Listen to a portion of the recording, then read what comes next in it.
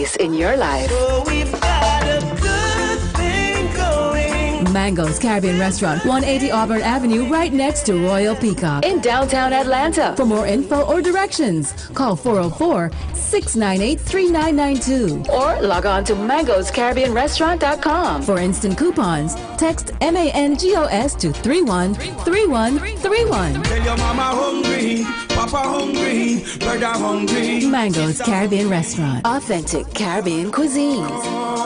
Open up the door, tell them mama hungry.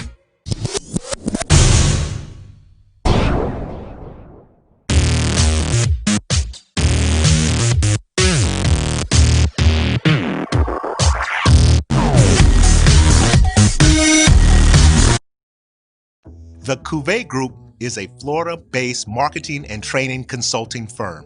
We help businesses communicate to their target audience and engage them in conversation. We also help to expand their audiences, which will ultimately result in growth for those organizations.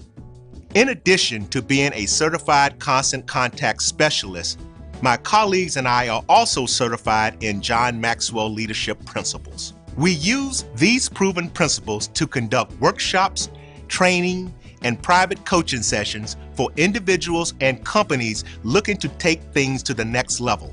Contact us to schedule a free consultation. Issues today, don't delay, call Cuvée.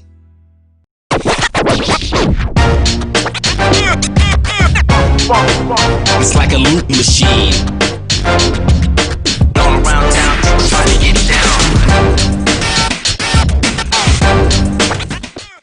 Q Time is our classic Atlanta soul food restaurant located in the historic West End. Q Time Soul Food is a family business started by Fred and Christine Crenshaw. Come on in, relax, and sink your chops into our tantalizing, mouth-watering, distinctive soul food with a twist, the Q Time way. 1120 Ralph David Abernathy Boulevard, or call your order in at 404-758-2881. Do you miss your mama's cooking? Then come on down to Q Time, an Urban Passport member.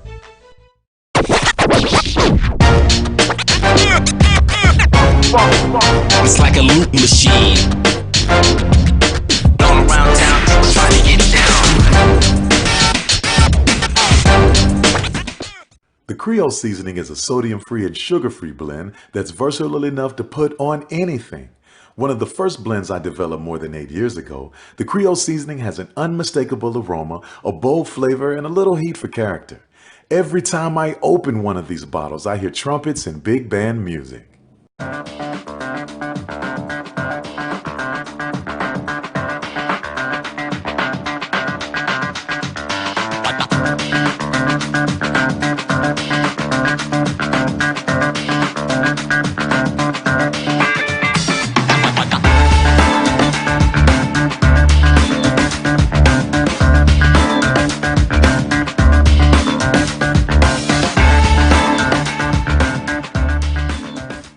Let's face it, shopping for insurance can be time-consuming. That's why when it comes to your auto, home, and life insurance needs, make things simple and trust the experts at Allstate. They will help you get the coverage that fits your needs while helping you bundle your life, home, and auto policies. Bundling saves you money, sure, but it also saves you time, so you can enjoy the things that matter most even more. Contact me, Tammy Haynes, your local agent, for a free personalized insurance quote. Allstate, are you in good hands? I have in me the ability to make you a better you. So if you work hard, focus, stay on point, you can do anything. Trust me. We made this track to tell everybody they can follow their dreams. Majesty is a premium health and wellness tea line focused on bringing delicious yet healthy tea blends to the community. Filled with an abundance of vitamins and antioxidants, we work to blend teas with exotic spices and fruits to produce scrumptious and wholesome beverages. So check us out at mymajesties.com. That's MyMajesties.com. My Majesties, an Urban Passport member. For my people that don't get to see me, trying to remind you who you are, just like in Romans 3. See, we about to blow across the world just like a day to breathe. breezy. This motivation for the people, and this classic Bible teaching say, make this for my people that don't get to see me. Trying to remind you who you are, just like in Romans 3. See, we about to blow across the world just like a day that's breezy. This motivation for the people, and this classic Bible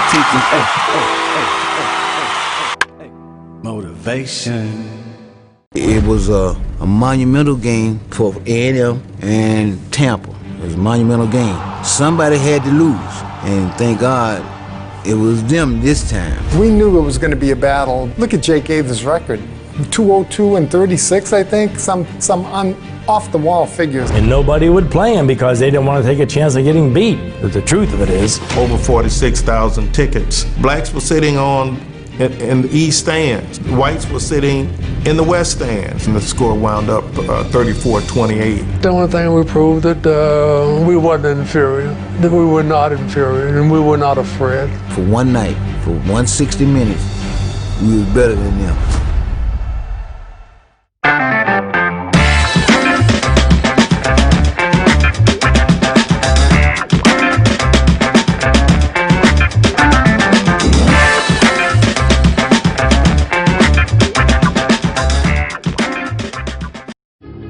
In the beginning, there was nothing but darkness. I hope my team they won, yeah. I hope my team they won, yeah. Man.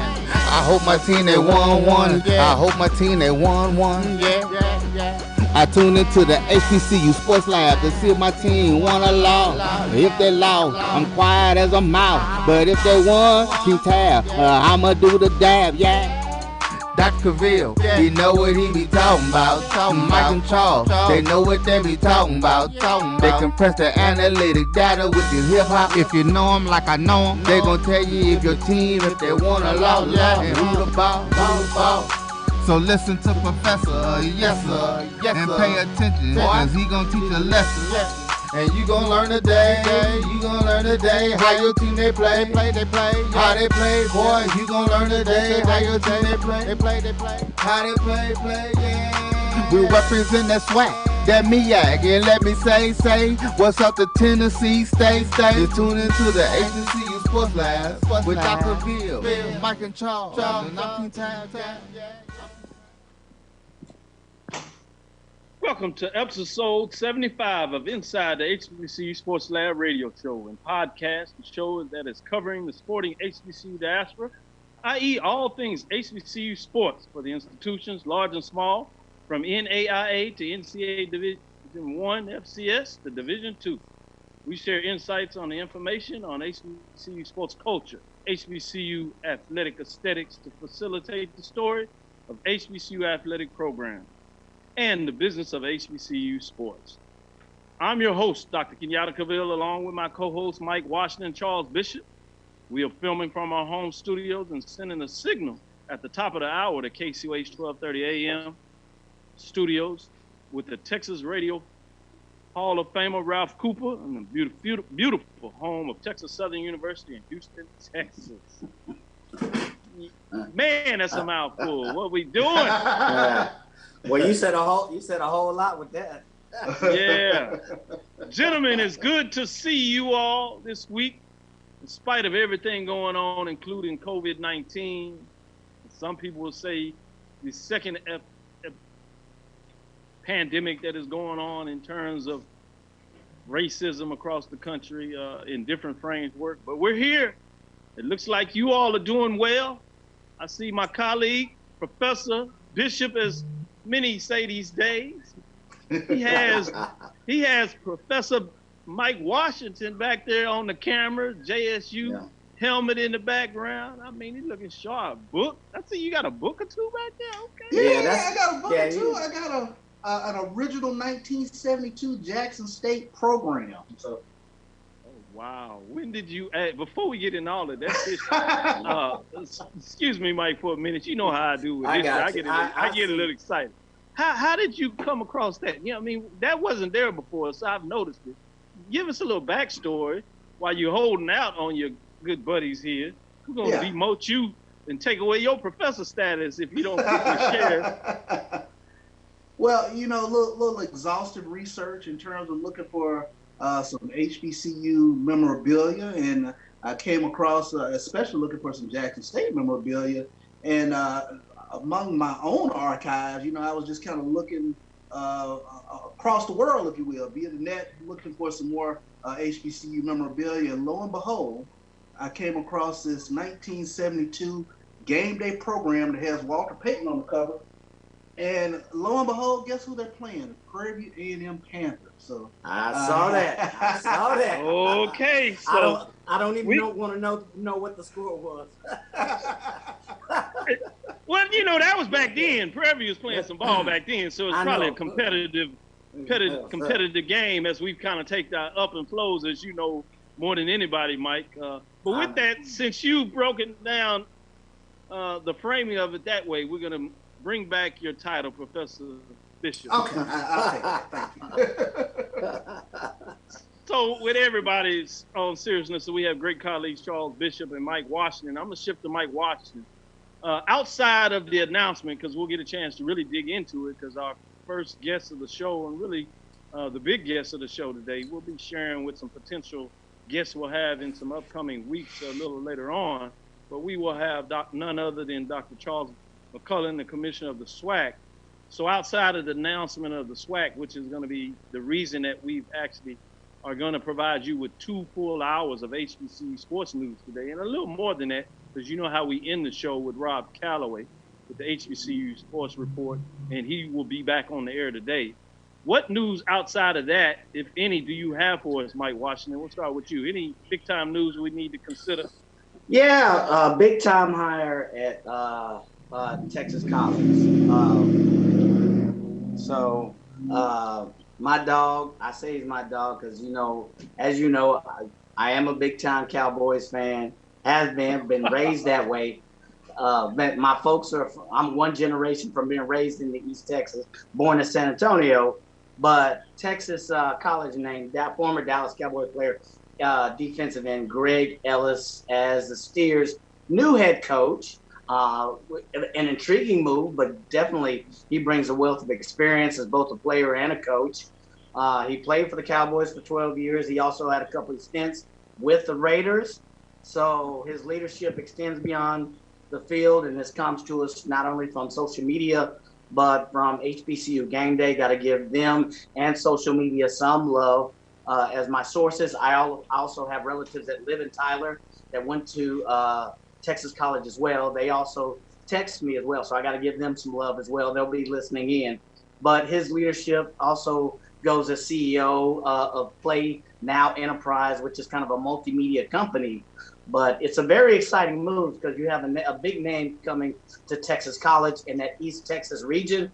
So it should boost some of the recruitment for Texas College. So folks around Tyler, Longview, if you're from those, as they say, dim parts of Texas, you're very familiar with the move, and you're really excited. So news of the day, big time. Mm-hmm. Man, that did catch my eyes twice when I looked at that.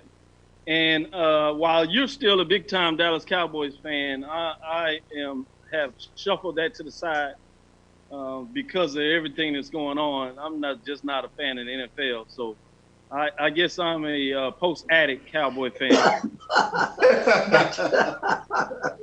But I'm sure there's enough fandom out there that y'all keep me in the loop, so certainly can understand the necessary reverence you have for that move. In all seriousness, it's incredible in a lot of ways.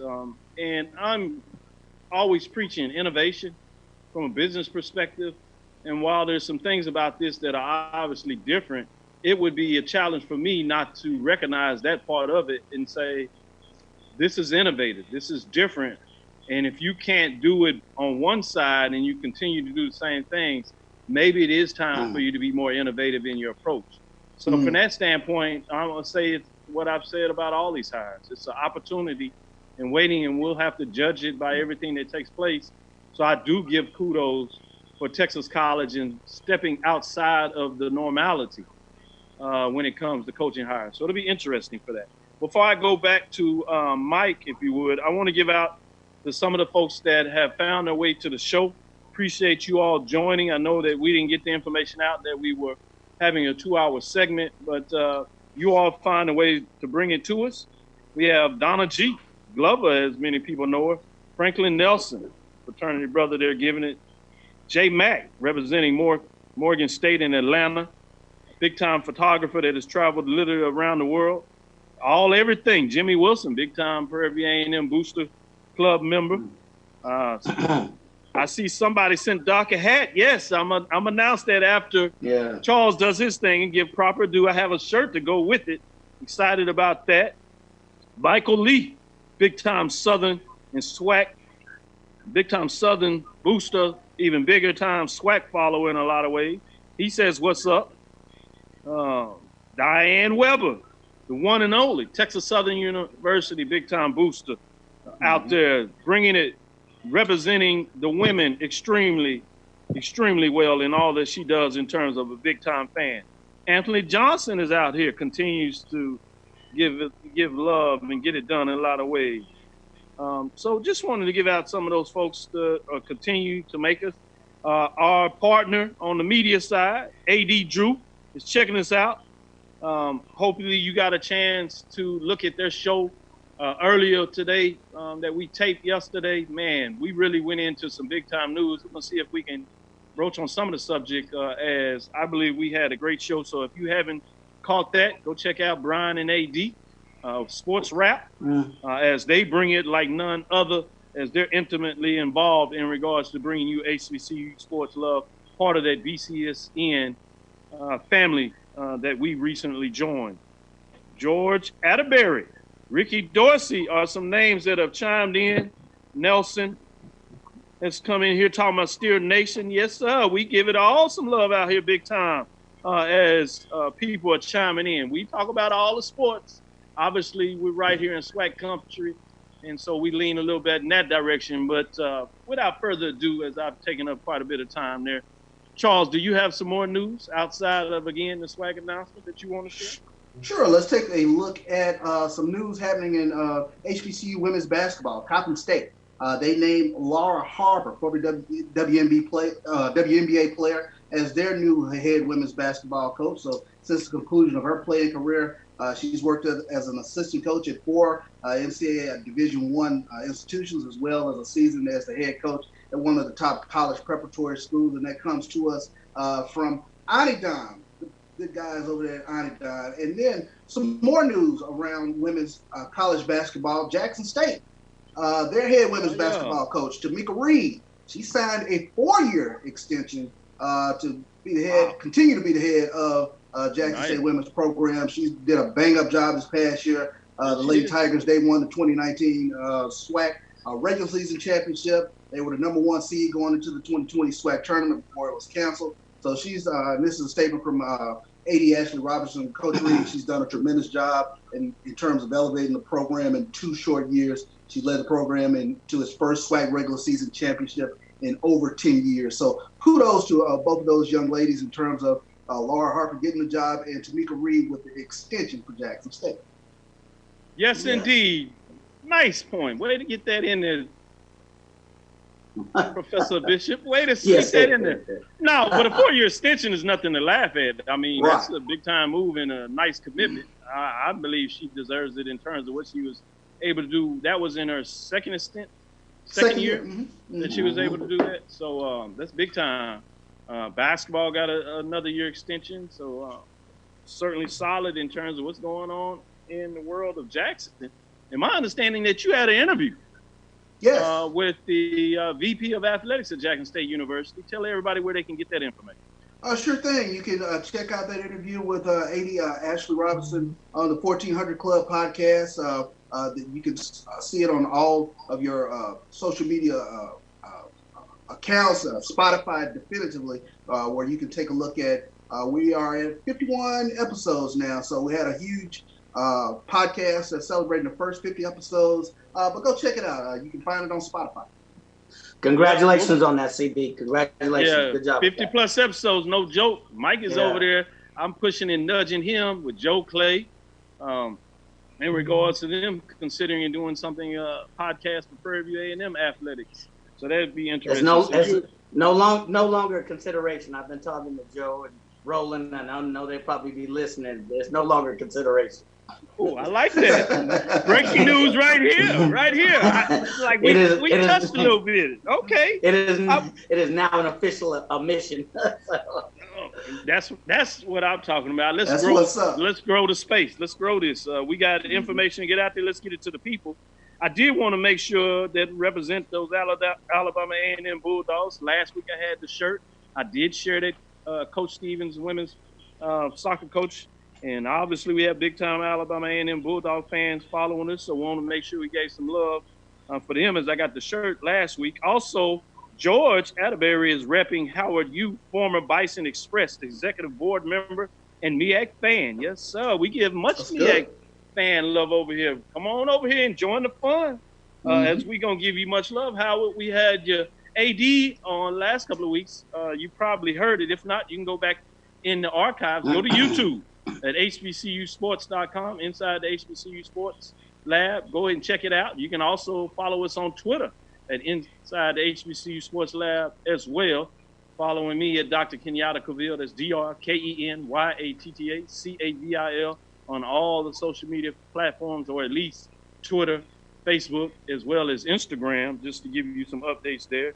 Chiming in, as we talked about, Alex Hine is on. J-Mac would have to do this. He said 1972, Jackson State 16, Prairie View 3. I told you I didn't want to know.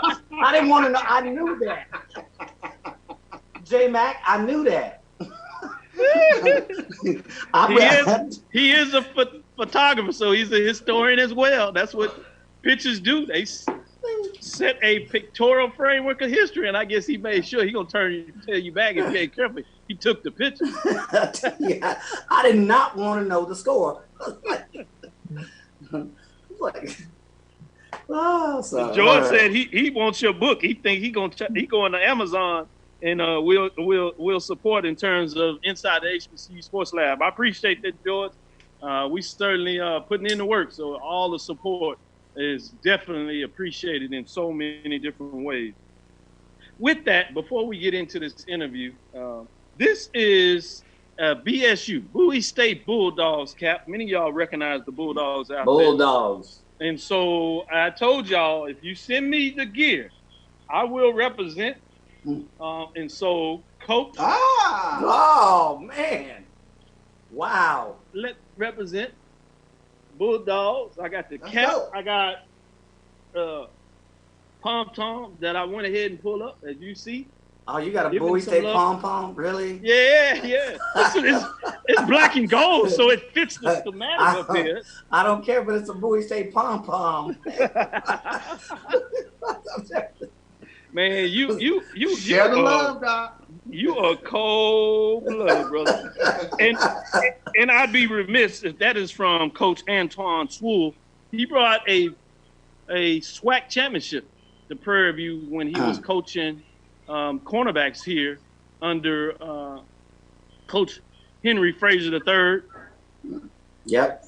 On the defensive side of the ball, he had a legendary defensive side with Coach defensive coordinator there, bringing in a lot of the wood as we actually created a name. Yeah, absolutely. You remember the nickname, Mike? Yep. Purple Haze. Purple Haze defense. I still have me a shirt on that. So just wanted to get in there. Well, full disclosure, that was the name of a defense, but it was also the name of a beverage. Both were of important significance. Yeah, so any minute we probably have Commissioner McCullen in. So as soon as he comes in, just let us know and we'll jump right in that interview. Any additional news before we get into that interview? Absolutely. That you want to share, Mike? Yeah. There go the shirt there. Bulldogs, baby. Yeah. Absolutely. Scott, it's not only about football and basketball moves. For those of you that follow African-American lacrosse, Hampton has named a new coach. Chaz Woodson has been named the new lacrosse head coach for Hampton University. It is his first college gig, but keep in mind, if you follow lacrosse, he's been at several high-caliber preparatory schools. He comes highly recommended. He played Ivy League ball. So he was a program director and head of Everglades High School in Coconut Grove, Florida. Now, Coconut Grove, Florida, if you got a name like that, and it's a preparatory school, you got to have a little bit of money. So he comes with a lot of experience. He is a Hampton Roads native. So if you're part of the Hampton alumni social media feed or the lacrosse, it's called Blackster's Log. It's African American lacrosse players blog. A lot of the African American community is very excited. He takes on the reins behind the legendary Lloyd Carter, who retired and started the program. Rashad DeVoe took over the reins for a year and then mysteriously left and went to D3 powerhouse Amherst, and there was kind of a state of unreadiness. And here we have Chaz Woodson. He brings a lot of youth and excitement, and this comes on the heels of them signing Eris Brown, the son of Jim Brown, as a highly touted recruit out of California. They've named a couple of other new recruits, and from what I'm hearing through the recruiting networks, a lot of African-American top recruits in lacrosse are very excited that they brought some more youth into the program. So I'm dialed in just because of my son. So it's not that I know this, but I see a lot of this, and there's a lot of excitement behind this hire. Even though he's new, this is his first college gig, there's a lot of excitement. So, yeah, I certainly saw the hire, but I'm glad that you provide that nuance, that breakdown in there, because I think that's extremely interesting when you talk about what he may bring to the table and what people are saying out there, and the fact that people are exciting, particularly with everything going around. It makes a lot of sense that this could be a significant move in the lacrosse landscape when you talk about Hampton University, specifically as it regards to lacrosse. So that's very fascinating. Anything else you have there? You talking to me or CV? Let me go back. Let me go back to Charles and let's. Dr. Bishop. I'm sorry. Talking to me or Dr. Bishop? Exactly. Well, I thought it was interesting news, and I'm sure we'll see a lot of universities making this decision going forward here. But Morehouse, they will go full virtual this upcoming fall. So I think that's a news of note in terms of moving forward as we transition now into moving into this fall semester. Looks like we have Dr. Charles McCullen signing in now. And so we'll jump right into the interview as we'll get him ready to go as he on mute. And now we're ready to get in there. Welcome to the show. Good to have you. It's Dr. Charles McCullen, Commissioner of the Southwestern Athletic Conference. As we get it, the big news of the day, obviously, that has taken place over the couple of weeks, we've had several of the HBCU conferences decide to essentially postpone the fall season. And I think it's important to make that notation that we're talking about fall season right here. And as of what took place last night, you had the Southwestern Athletic Conference, the presidents and chancellors under the leadership of Dr. Charles McCullen as the commissioner, postpone the fall season and push it into spring 2021. One thing that a lot of people have noticed about that move was the fact that a plan of action was put out there. But with that, we'll give you first up to just talk about what took place in that meeting before we get into some additional questions in regards to the decisions deciding to postpone the SWAC fall season. Well, it was a very robust discussion, one that we have continued from previous discussions before. We have a pretty engaged group of presidents and chancellors, and they're pretty active in their sports programs on member institutions. So it's a pretty easy discussion. One of the things that I'm probably most excited about is that we really have a cohesive group of SWAs, athletic directors, coaches, presidents, and chancellors.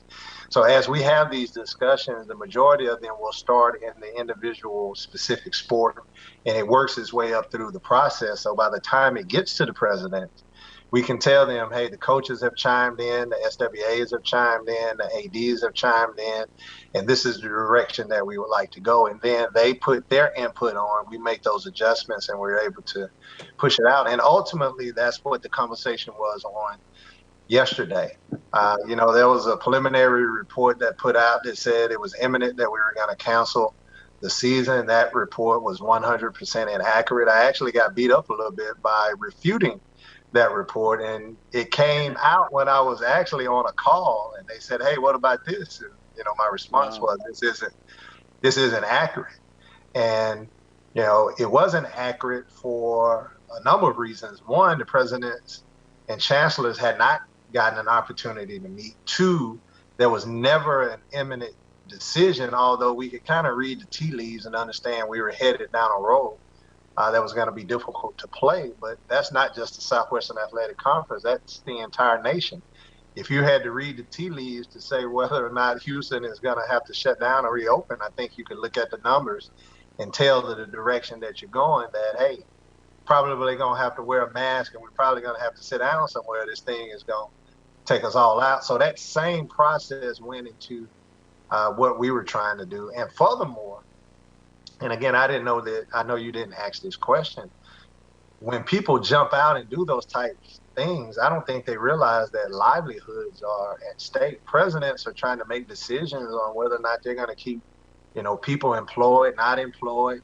If they're trying to negotiate a contract or get out of a contract that's hundreds of thousands of dollars, this type of leaked information could disrupt what they're trying to do. And in one instance, we had one institution that was working on getting out of a contract that was a substantial amount of money.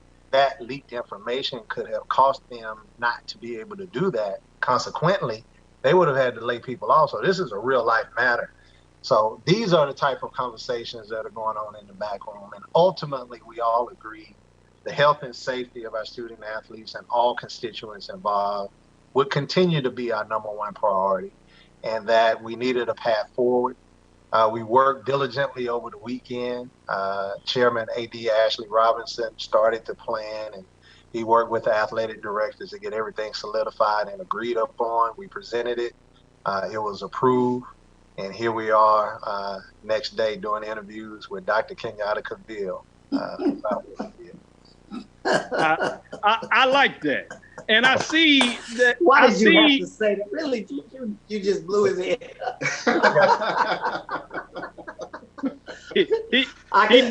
Dr. McClellan, I can say I've been knowing this man for 30 years, so you can say it, but I'm telling you, you just blew his head up. It's not going to be able to fit on the screen, but I'm going to try to keep it under this hat. I also noticed that you have I believe the Twitter handle for the SWAC added to the tagline there. I like that, so I had to go back in there and add mine. Make sure I take those. In all seriousness, one follow-up question before I share and ask the other team, as we're calling them now, Professor Bishop and Professor Washington. That's an inside joke there, Charles, so I'm sure that we'll tell you a little more about that. But with that, we have in consideration the NCAA's designation calendar for sports. I believe it's fall, winter, and spring. What is your weekly schedule like in reviewing the athletic college landscape, specifically during what many people are saying these two pandemics mainly have been described specifically as it relates to the COVID-19 pandemic? What does your weekly schedule look like? Well, if I could, I'm going to tell a story, and I've allocated a lot of time because I think I cut you short last time. So I'm going to be with you, and I'll be able to go through all of your questions. But I remember my sister's husband invited us to their house for Thanksgiving, and the mother-in-law, she cooked a turkey. So we got there the day before, and we ate turkey. We ate turkey that night. We ate turkey for Thanksgiving. We ate turkey Thanksgiving afternoon. And we commenced to eat turkey for breakfast, lunch, and dinner for the next 5 days. And when it was time to go back to Houston, I told my dad, I think I'm all turkeyed out. I don't think I want it. And that's how I feel with these Zoom calls. That's ultimately what I have done for the past 4 months, literally with commissioners 7 times a week, with the conference membership at least 3 times a week, with the Council of Presidents on 4 separate occasions, and then throughout with NCAA officials, sponsors. So to be very honest with you, in a given day, we're on at least 4 conference calls. And keep in mind, we have a commissioners group that's made up of 32 conferences. So that's the Autonomy 5, that's the Group of 5, which are football playing institutions. And then you have the 12 FCS conferences. And then you have the 10 Division I conferences, which are basketball conferences. And those are broken up into those subgroups. So each week we have 2 CCA calls, which are all 32. We have 2 CCA 22 calls, which are the FCS conferences along with the D1 basketball conference. And then we have 2 FCS conference calls. And then every Friday we have a cluster call with the SEC, the SWAC, the Big South, the Atlantic Sun, and the OVC to talk about name, image, and likeness and what's going on with that with the Congress and potential litigation. And that's just on the books standard. That doesn't even include all of the impromptu calls that are made. So we talk to our athletic directors at least once a week. Sometimes we push that back a little bit. We've talked to every coaches group. We've talked to many of them on multiple occasions. So just like that Thanksgiving turkey, I think I've had enough of them. Yeah, I can understand. 4 Zoom meetings a day. I thought I was doing something with 1, 2 a day, but no, 4. Yeah, I would be zoomed out as well. Mike, if you would go ahead and ask a follow-up question. Yeah, Dr. McClellan, what was the actual process that ultimately led to the decision to postpone the fall sports calendar season? We're aware that this does not include any decision that's at this time only for other sports, but only winter sports such as men's and women's basketball, of course, football. You know, what was that final process like, and what did it look, how did it feel? What did it look like at the end of the day? Well, Mike, even on this show, we had opportunity, I guess about a month and a half ago, to talk about our plan. And we talked about we had different plans for different scenarios that we've been planning. And not to go too in depth in that planning process, but if you recall, we said that the 17th of October was our drop dead day.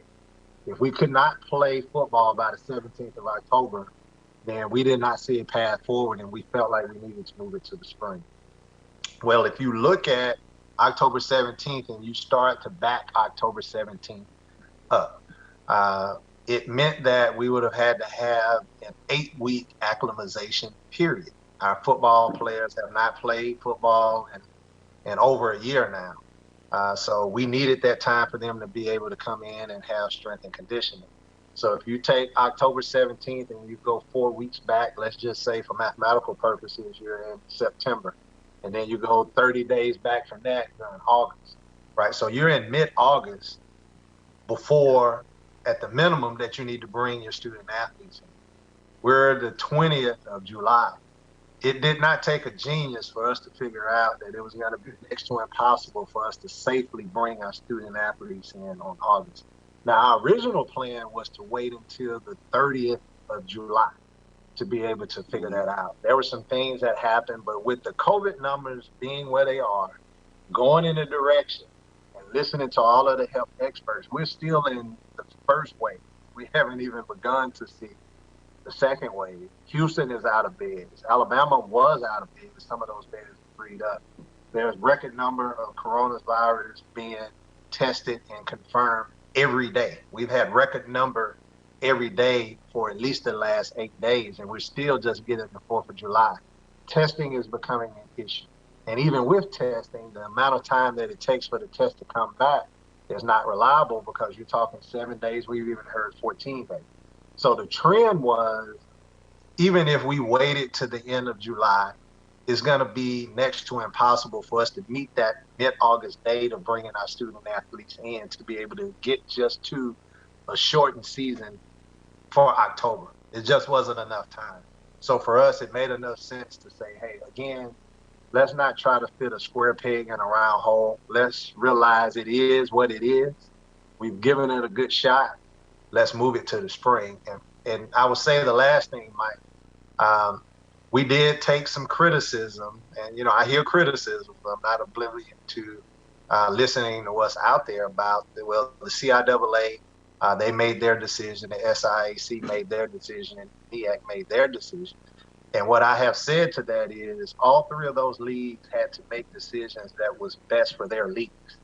We had to make a decision that was best for the Southwestern Athletic Conference. And if we take a little bit more time to do that, then that's our prerogative. And the reason why we took more time was because as a conference, we did not allow any of our membership to bring in student athletes.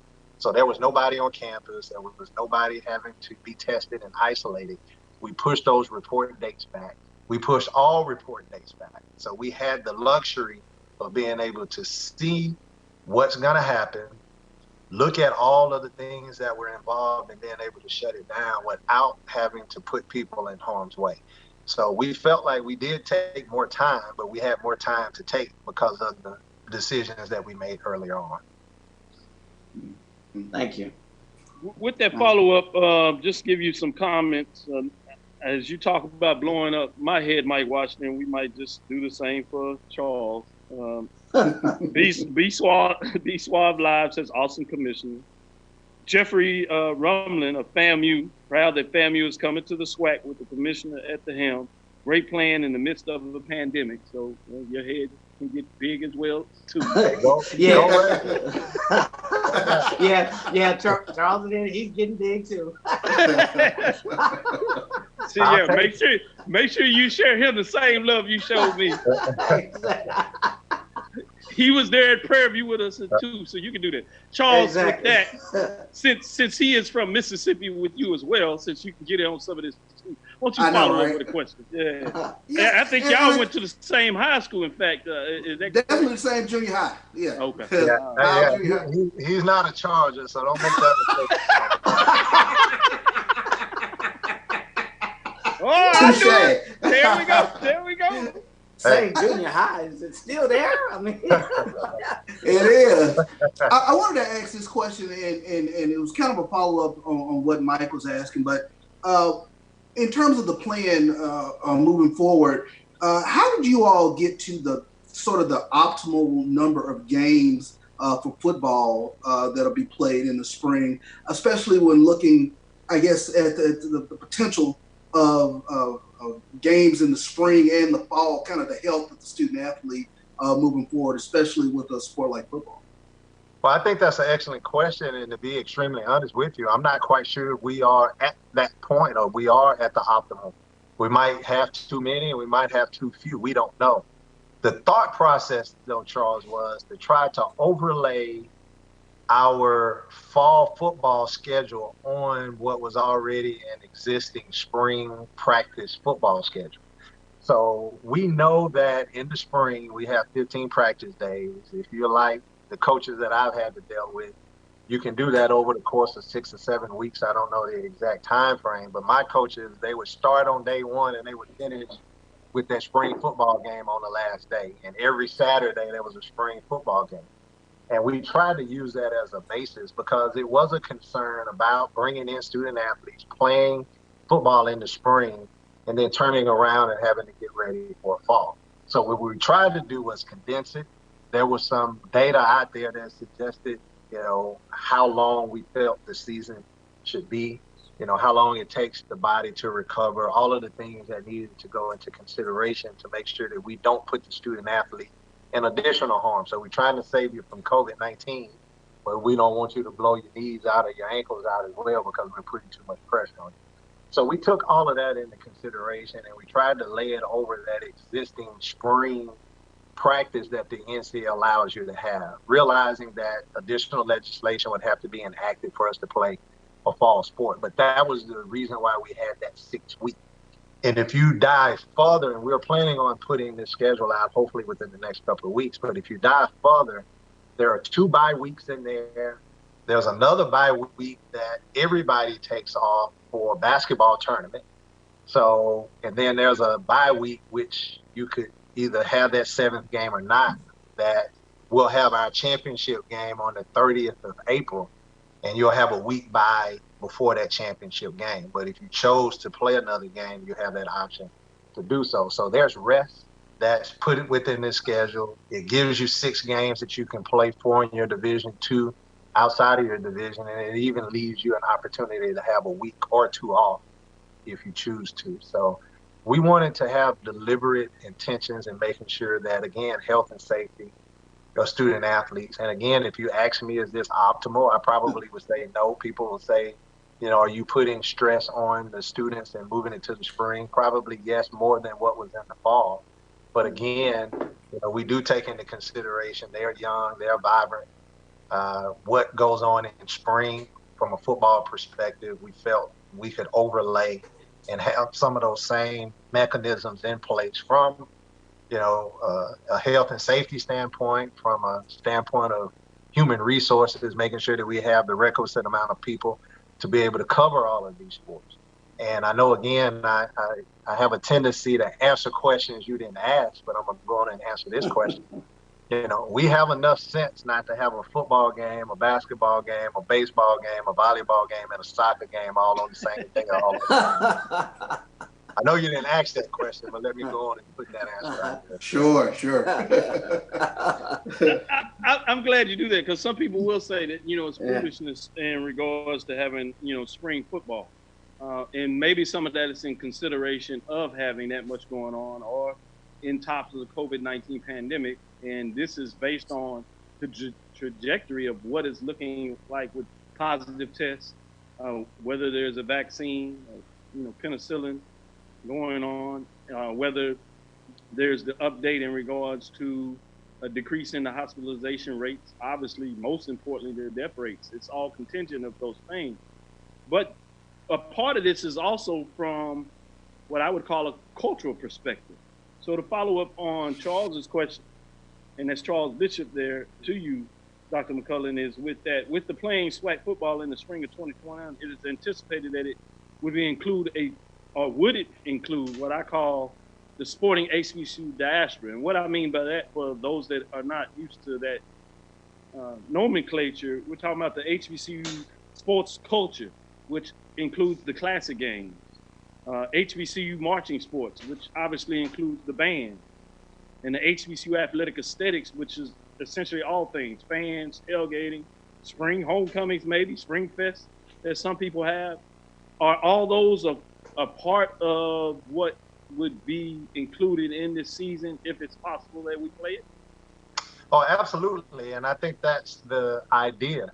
You know, we wanted to have a robust football season, a robust volleyball season, a robust soccer season, and that includes parents and fans and bands and the whole life. You know, we said again, if in fact the coronavirus is this tough come March and April of next year, we won't have to worry about it. We'll all be dead at the rate that it's killing everybody, right? We won't have to worry about any of it. We're going to have to do something to get it under control. We know that the vaccine has been expedited. You know, when this came out originally, they said 18 months. They're now saying December, January timeframe. So that gives us January plus a 2-month buffer in order to be able to come out with a vaccine or either curtail the virus to where we could play. And that plan means that we want everybody involved. Spring Fest now becomes homecoming. Bayou Classic now is a part of Mardi Gras. The Prairie View Grambling game at State Fair Classic now is a part of a festival there in Dallas, Texas. The Magic City Classic now is a spring festival here in the city of Birmingham, and you can go on and on. You know, the beginning of the year games, if you want them there, we can place them there. The end of the year games, Jackson State Alcorn, we can place them there. So it gives us that ability to have a robust football season where you can tailgate, where you can get all of the things that you are normally wanting to see within a football game. The difference now is that it'll be 80 degrees in Houston. It'll just be March, April instead of 100 degrees. I shouldn't be talking about it. I love Houston. You know, it doesn't cool down until late October. So it should yeah, be. but you telling the truth. you definitely Right. tell the truth. Yeah, I wanted to follow up on a question before I push it back to Charles and then Mike. In lieu of that framework, taking a deeper dive of that HBCU culture, that sporting HBCU diaspora, as I like to uniquely call it, there was specifically, and you alluded to some degree, that with the one designated non-conference game format, has there been any consideration in terms of the partnership that currently exists with the MEAC and the ESPN SWAC MEAC Challenge and or Celebration Bowl to revive it, to incorporate it in the spring, or is it too early for that? And if so, would there even be considerations to look at something like that? Yeah, I think definitely there's considerations, and we have work to do.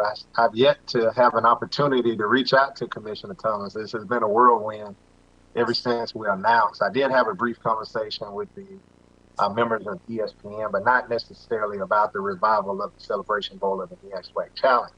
But if you look at our scheduling plan, we have flexibility to be able to play the Celebration Bowl, and we did that intentional.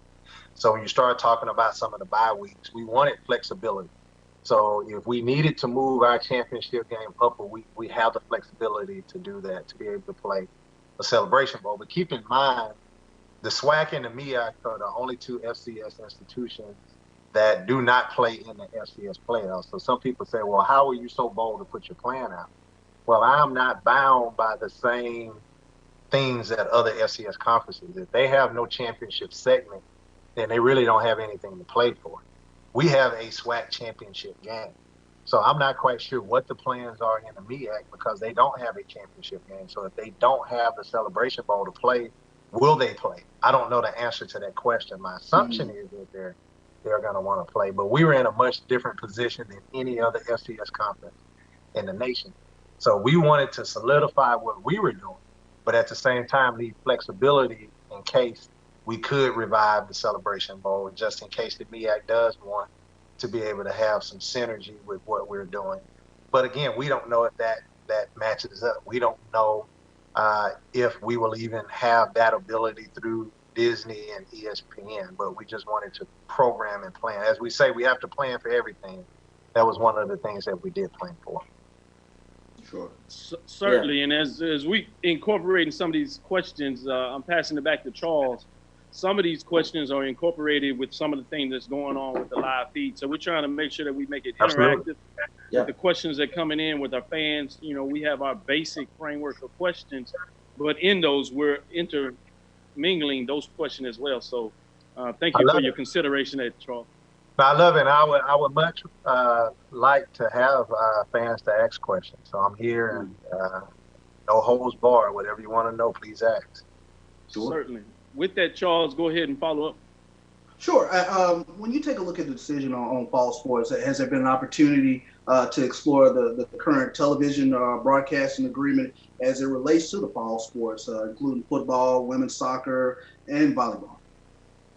Well, not necessarily. Keep in mind that ESPN, which is our television partner, we have linear TV and we have digital TV. Because this is so fresh, they don't know what other conferences are doing. They don't know where the pandemic is going to be at that particular time. Plus, there are already existing coverage that they're planning on. It's going to be a crowded television season. It'll be great for consumers, but it will rely on us to be able to go out and try to find innovative ways. So I can imagine you'll probably see a lot of our content digitally, either on ESPN3 or ESPN Plus.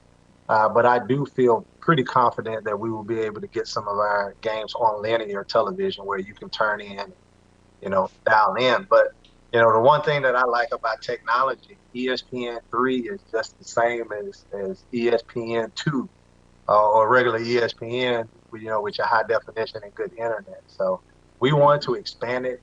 But we also are going to be understanding that ESPN has to be understanding. They could very well say, no, you didn't do it in the fall.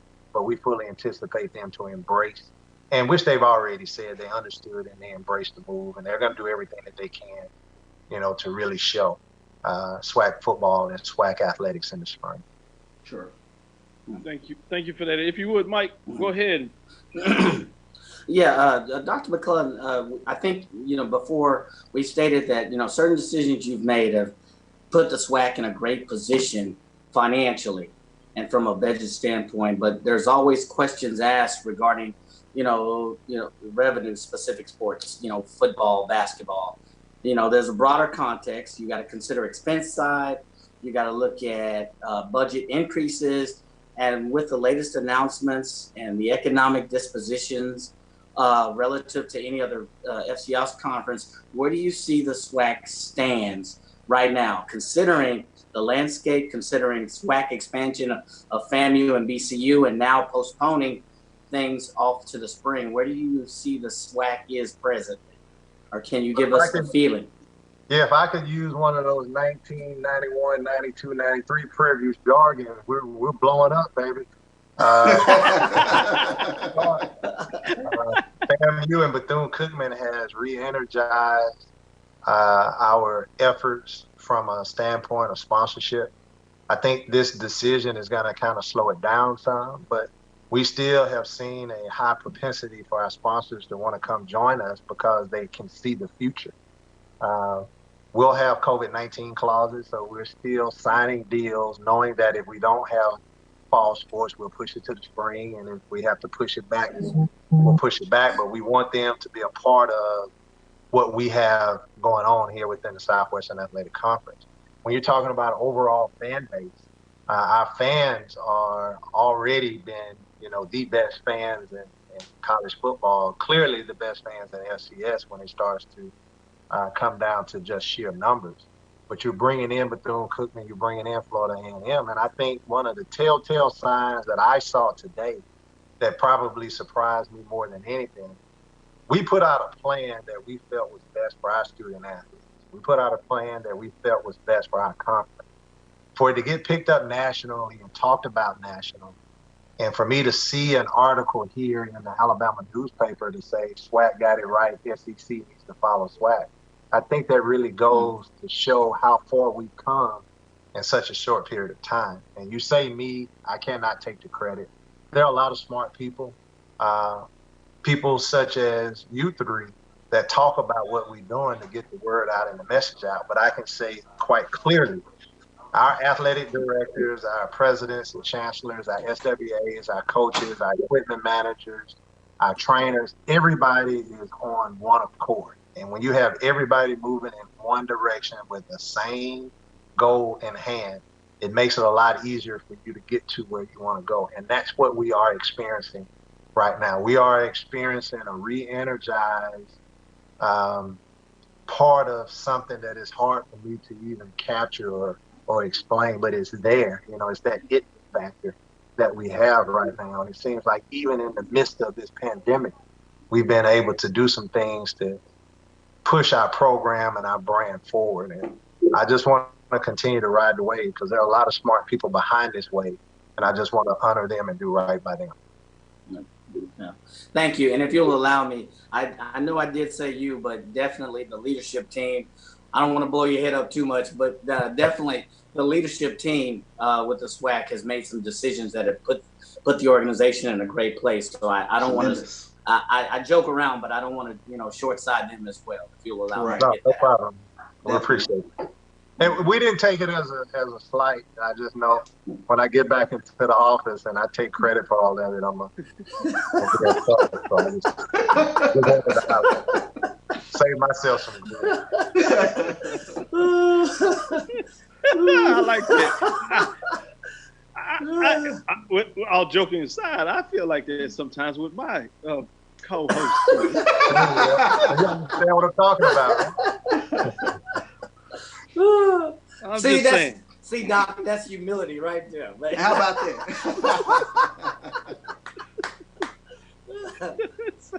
Hey, the commissioner's rubbing off. What can I say? How about that? What is on the business side of this, and this is kind of a question that's mixed in among our question with some of our fans, and I'm gonna mix two of them in here. And I think one of these you kind of answered earlier, but just for some clarification, let's put it that way. in regards to the business side of sports, people were excited and wondering, what does that look like? You asked about ESPN television and where they are in that space. And some people talk about the fact that some of the bigger conferences have, the multiple television frameworks, and professionally call it full television rights, secondary rights, tertiary rights.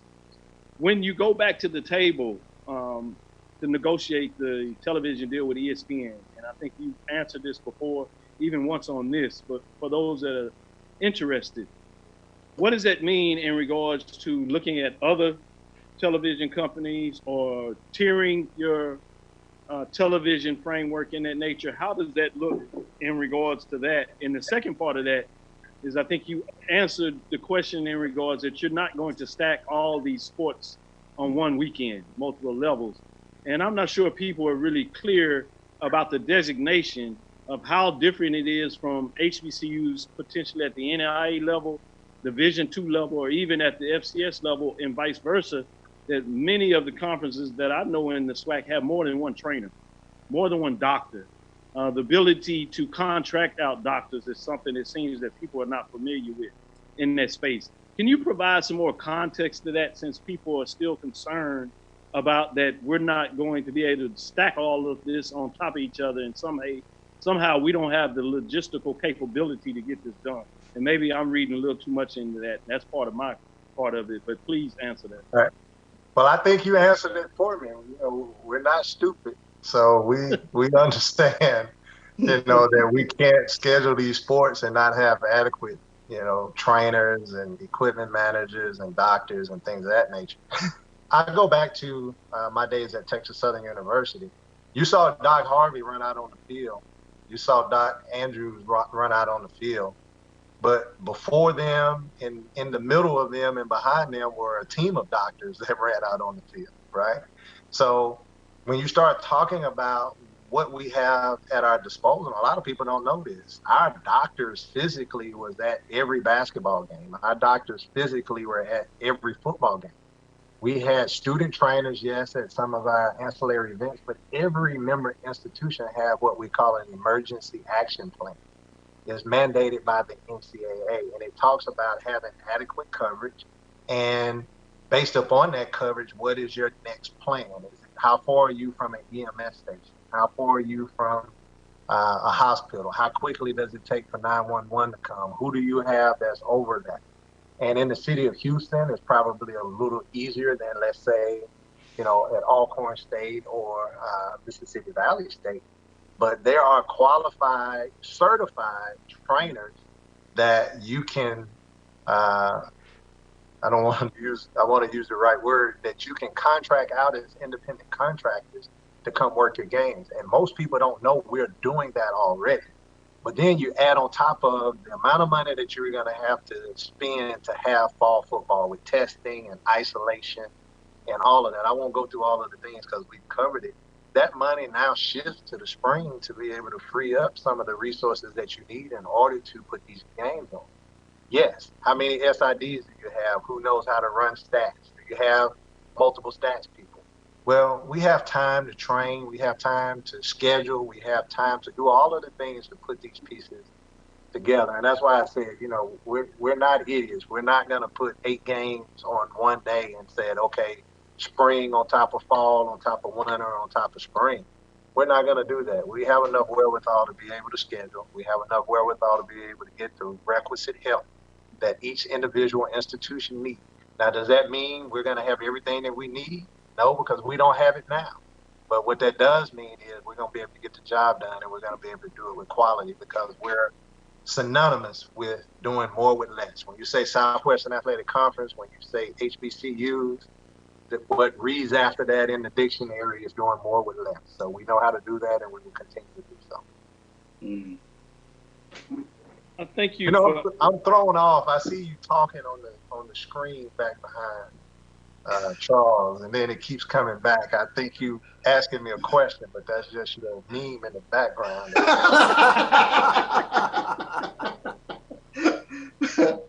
So you're asking me a question now. You're right. I'm big time. You know, we put our shows back on the television to make sure people know that we're not playing with it. And so I know it throws me off every once in a while too. I get excited. I see myself and I want to pat my hair like I'm in the mirror. I forget. No, you're on television. Don't do that. Stay focused. Stay focused. With that, we're going to take a quick break with the music as we get on to our live partnership with KCOH 1230 AM at the top of the hour. So if you don't mind to stay with us, we'll be right back to close out the last 15 minutes or so of this interview.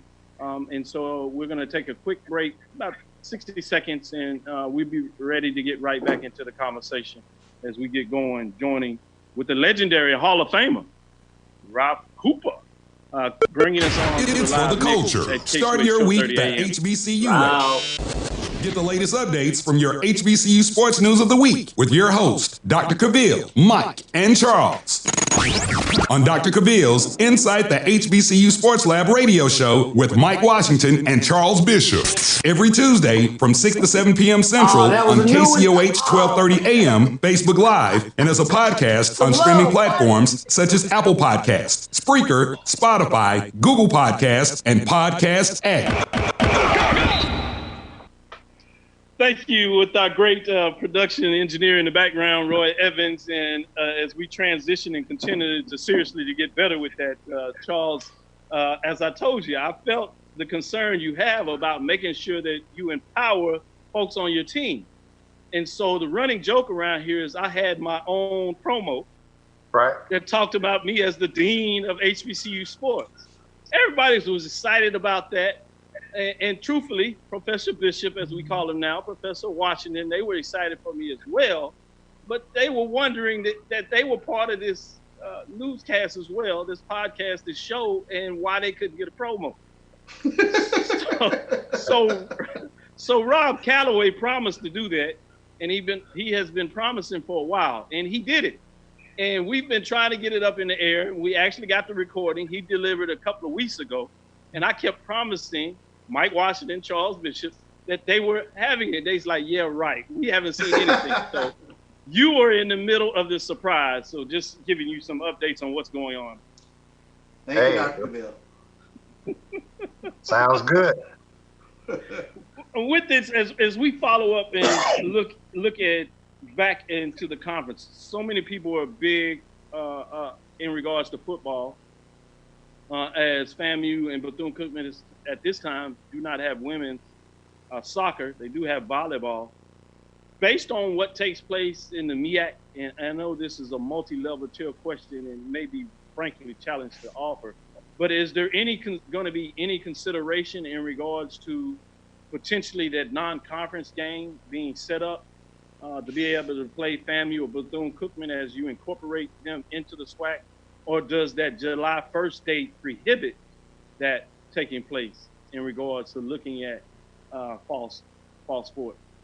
Well, FAMU and Bethune-Cookman, they are still full members of the Mid-Eastern Athletic Conference all the way up until the 30th of June. So they're mandated by their constitution and bylaws and what the MEAC says that they're supposed to do, and we fully respect that. So again, what we did not include any thoughts about Bethune-Cookman or FAMU, but at the same time, since they are coming, and if they need a little help, they always know that we'll be here to help them. So I can appreciate that, and thanks for the frankness in that. And I want to make sure that we have an intern here. As you know, we like to develop the next lot of talent. We have intern Malik that is also doing the production, sharing the time with Roy Evans as he continues to get developed. He's a Morehouse man. Malik. Out of Atlanta. Malik, make them pay you, Malik. Don't have them to call you. That's the whole labor. Make them pay you, Malik. I went to school with Dr. Kenyatta Cavill. He made me DJ for $25 voucher. So he still hadn't paid, Malik, so don't let him get you. He's been doing it for years. Oh, Malik is back to smiling. He likes that. He's talking about show him the money. And I noticed you said voucher, man. That's cold. You gonna still make sure he get his 25. I thought we were past that. With that, Charles, go ahead and follow up with a question. Yeah, Dr. McCullough, I wanted to ask this question in terms of the plan that you all put out, and I wanted to ask, how important was it for the member cities or member communities within this conference that you give them some hope in terms of dealing with this pandemic, moving forward to the spring, to sort of give them incentive to wear masks or whatever that hope looks like to try to get to the spring so that we can see the fall sports?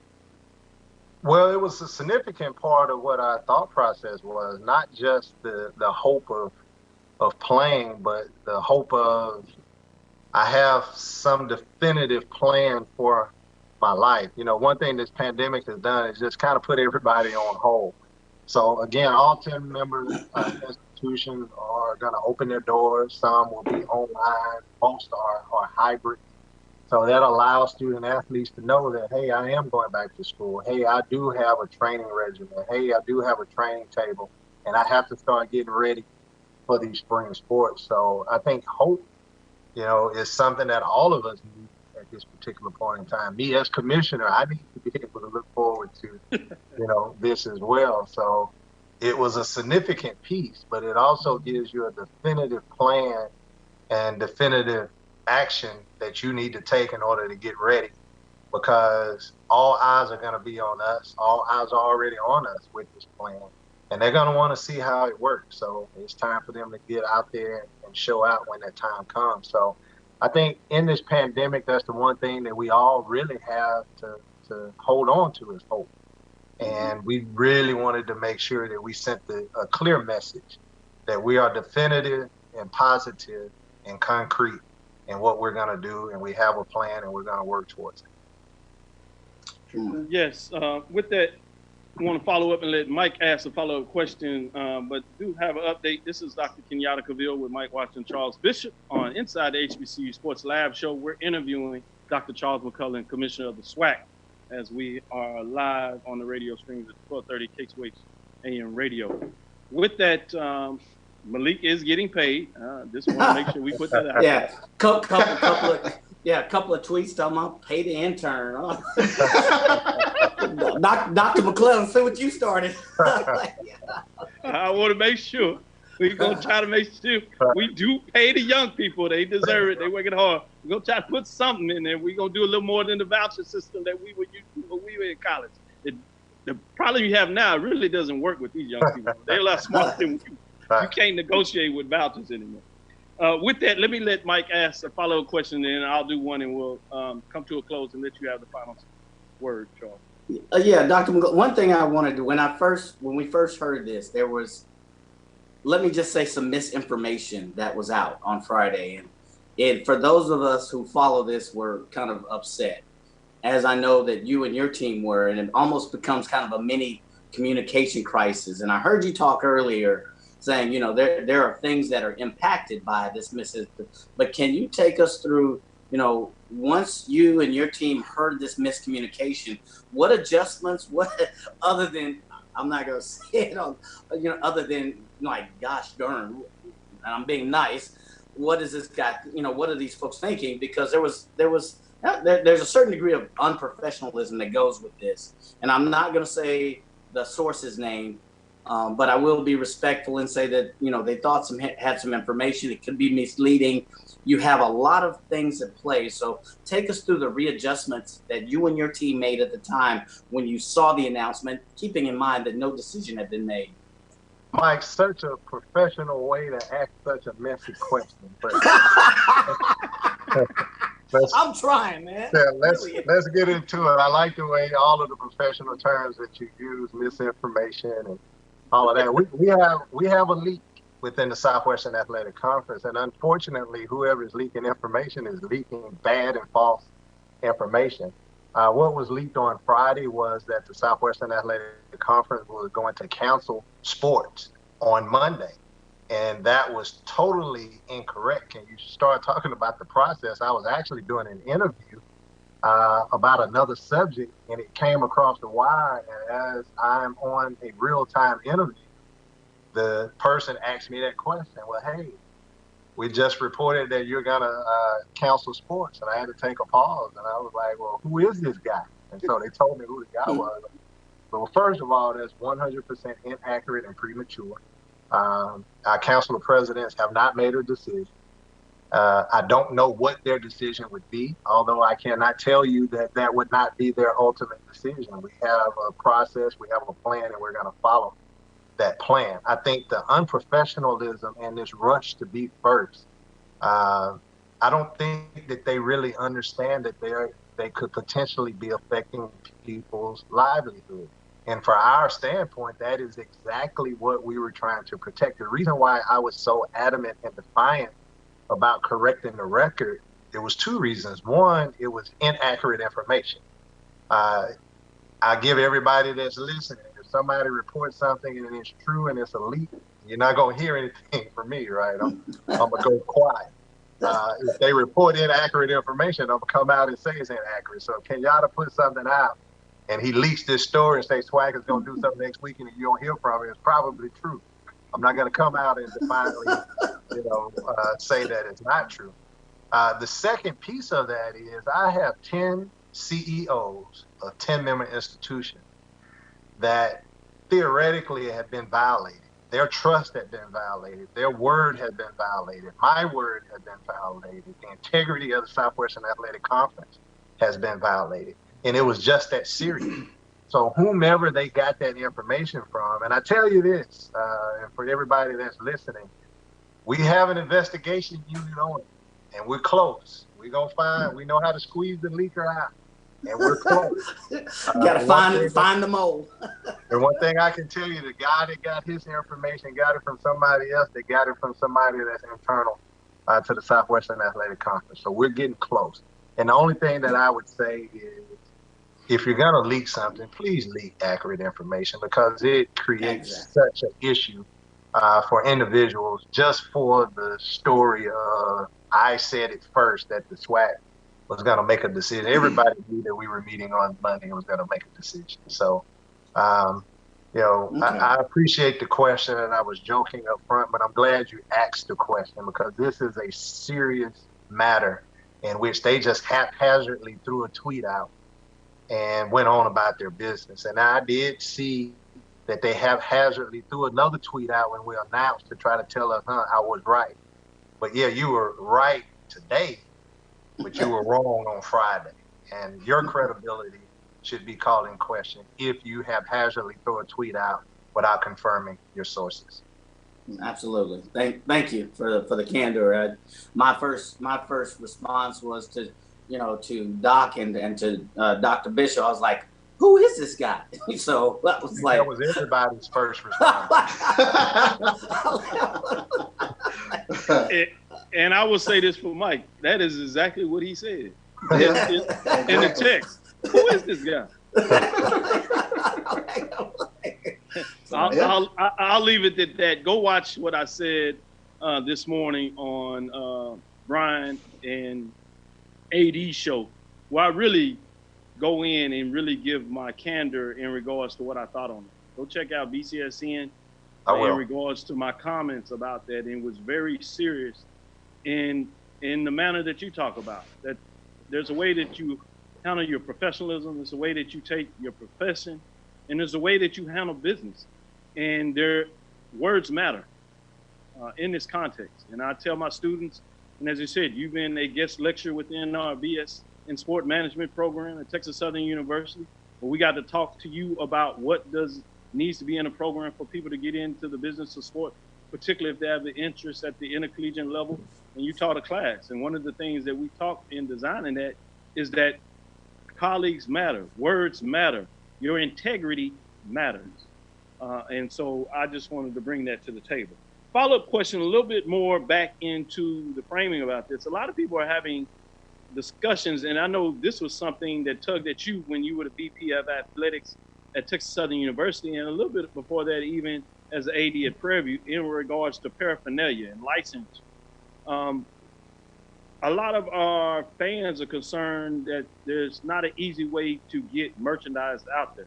I most recently seen that SWAC has even made sure that people that wanted masks that had the SWAC logo on there is out there on the marketplace. I thought that was commendable. But even more so in that, Does the conference have any way to help member institutions? Because I know this is a two-way street. Some of this is paraphernalia and from a institutional perspective, let me say, and then obviously some of it is from a conference perspective in terms of how you do licensing on that paraphernalia and insignias and logos and things of that nature.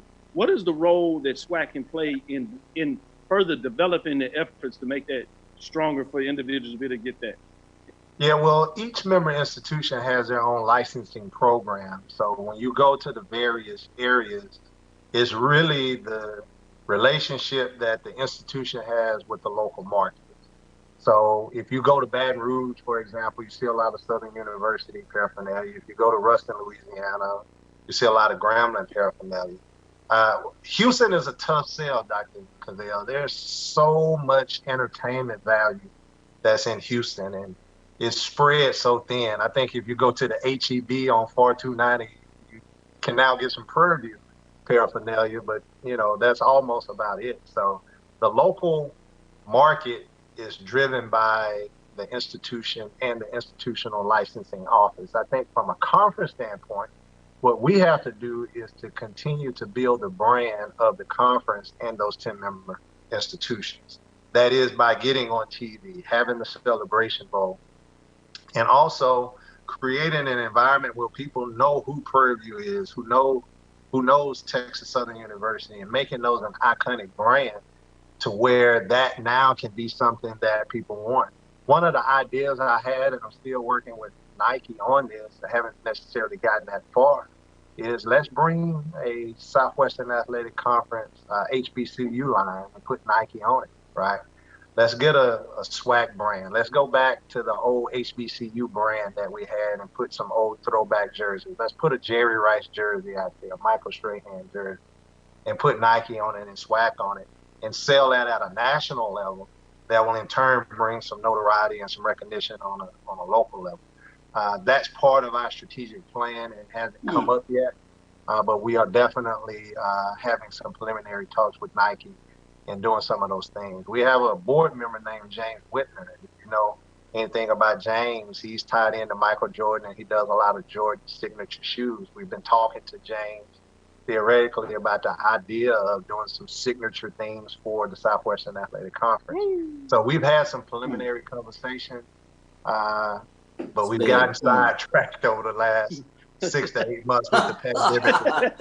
just a little. You had that pandemic entanglement. Right.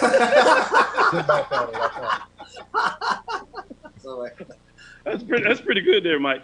Dr. Charles McCullen, Commissioner of the Southwestern Athletic Conference, on interview with Dr. Cavill's Inside the HBCU Sports Lab with Mike Washington Charles Bishop. As we come close to this interview, thank you for your time. We know it's valuable, and we want to be respectful for that. So with this, we'll let you close with any additional information or statements that you would like to get out to the listeners at this time. Well, I just want to thank SWAC Nation, including our new member institutions that will be joining us in 2021, for all of the support.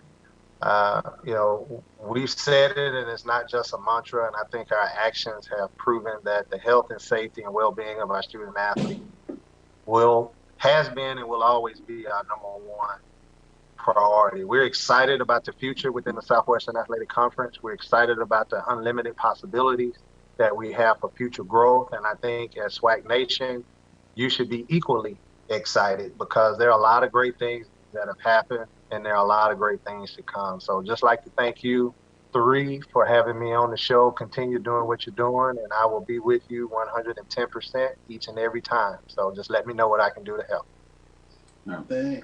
Thank you very much. We really appreciate that.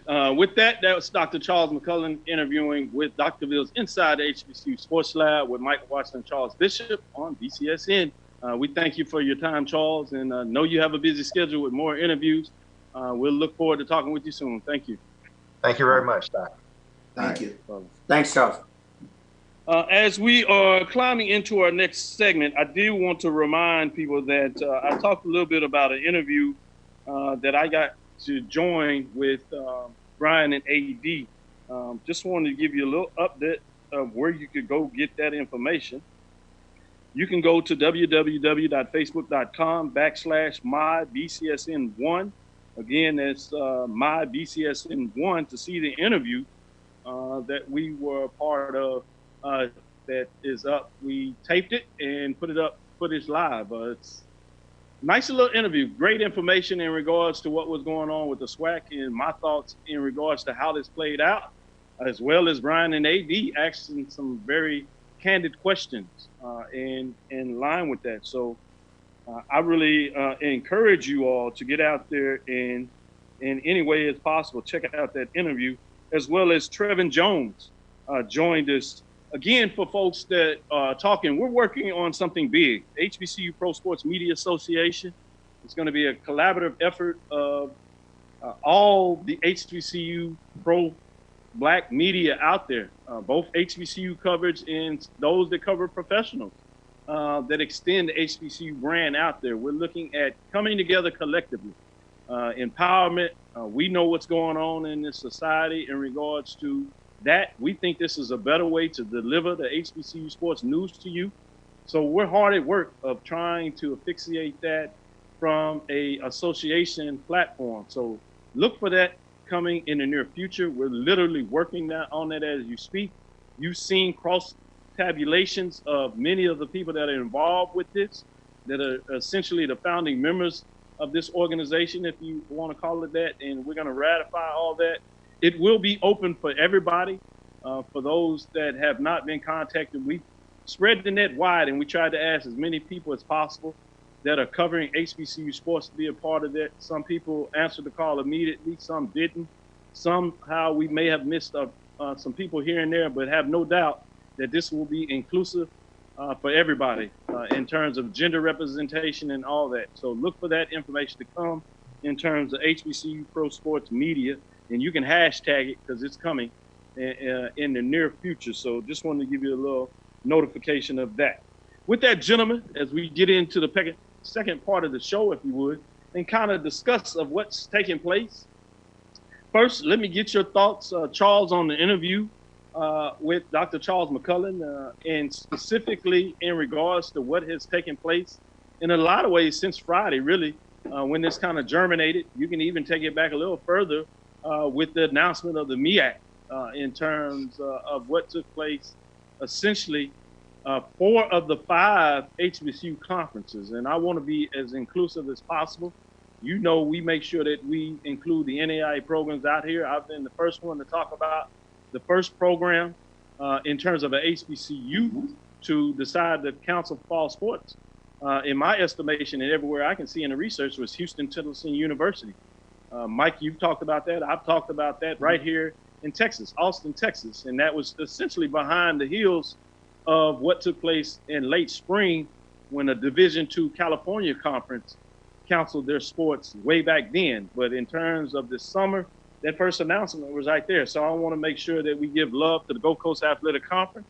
And we'll be reaching out to Dr. Kiki Baker-Barnes, the interim commission there, to see how the members of the Gulf Coast Athletic Conference, that happens to be all HBCU institutions, how are they trying to move forward?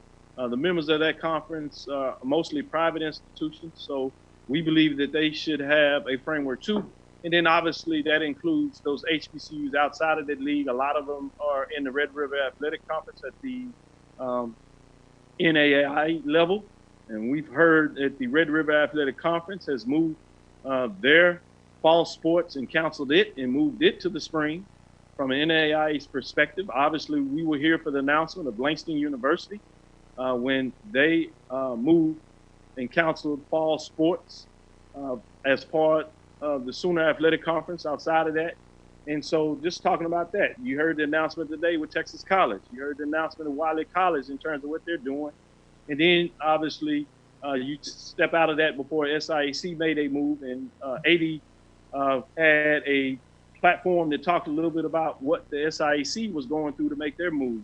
So a lot of information out there. Last thing I'd get on the record is the AU Center, Morehouse, Clark Atlanta University, Spelman, obviously the med school and the theology school have announced earlier, just most recently, that all their classes will be online. So there's some other institutions that are rapidly moving forward with that designation. With that said, again, Charles, with all that stuff in the background, what were your thoughts on the interview and ultimately SWAC making the decision to postpone fall sports and ultimately moving or seeking to move them to the spring 2021? Well, I think first and foremost, I will say this: it was the right decision in terms of postponing the conference season. One of the things that jumped out for me is I talked to a lot of fans when the announcement came out, and that was the reason why I kind of asked the question to Dr. McClellan. Was in essence, it did give a lot of fans hope, at least that they will see their teams in the spring if we do what we need to do to try to curb the numbers. Because just right now, I think we've texted each other quite a bit in terms of I just don't see how, in terms of just looking at the trajectory of the infections. And the thing that at least jumps out for me is it did infuse quite a bit of hope for people to take this more serious, to indeed mask up, if you will. And I saw quite a few hashtags that popped up in terms of mask up. So I think that was the plan itself gave a tremendous amount of fans of their respective schools just, okay, let's try to get through the fall and hopefully we get an opportunity to see our favorite teams in the spring in terms of taking it more serious, in terms of doing the things that we need to do to try to curb this pandemic a little bit. Certainly. I appreciate you sharing that perspective. And Mike, I want to give you the chance. Same question, if you would. What is your framing on the interview with Dr. Charles McClellan, Commissioner of the SWAC, as you know? And in conjunction with that, what kind of led up to this and all the backdrop that you alluded to in your question? What is your overall thoughts of that? 3 words kind of stand out to me: leadership, strategy, planning. Taking the leadership, although I, to be honest, the human side of me, I'm a little bit surprised that this wasn't a joint SWAC-MEAC thing for a number of reasons. If you look at what the CIAA, the SIAC did, but he said it. Those conferences have to do what's best for them. But taking the leadership, if you look at all of the other conferences, you got to know that the SWAC is having a number of calls each day with the presidents, with the ADs, going through scenarios. I do this in the corporate world. So when he said that he had 4 to 5 calls a day on this very issue, I could certainly feel his pain and your COVID-19 out. But to hear not only about the decision and the thought process, that there is a plan already in place for the spring, that became very evident to me. They just didn't go into this, and they're considering safety. The leadership league is they're stepping out and saying the safety of our student athletes is paramount. That's most important. We've gone through all of the scenarios. We've looked at all of the risks. We've looked at protocols required. We've looked at all of the other conferences. If you hear his tone, you hear the planning, strategy, and leadership coming to the forefront. And he's saying, let's put a plug in it. Let's postpone it. Here's what the plan is, at least initially, with the understanding that they're going to have to make some slight tweaks and adjustments, but there's a plan in place already for spring. And to me, I mean, if you weren't a SWAC fan now, after hearing this, you should be now at the leadership, not only in Dr. McClellan, but the whole leadership team, at all of the precautions that were taken, and the thought process. And Dr. Cavill, CB, that's just not enough time to go into probably all of the factors they may have considered. But but just to go ahead and say, hey, we had this timeline, we considered this, we said this was our timeline, end of July, we're going to make the call now, let's postpone it, here's the plan going out. So many conferences has not. The Big Five that said, we're going to get the money out of these boys regardless. We're going to come up with some way. And here is a conference, a Division I conference saying, we're going to step out and take the leadership and say, hey, the safety of our student athletes is paramount. And I appreciate that. That's my takeaway. Yeah, with that, I want to follow up with that, and I'm going to go right back to you, Charles, because I know you have some follow-up comments with that. But I want to touch on this a little bit, because we joke in here, and we take this, extremely seriously. And I think our fans have talked about the way they respect the show because they can see that we take it extremely seriously. But I don't think people resonate with what you just said, Mike, and this is why.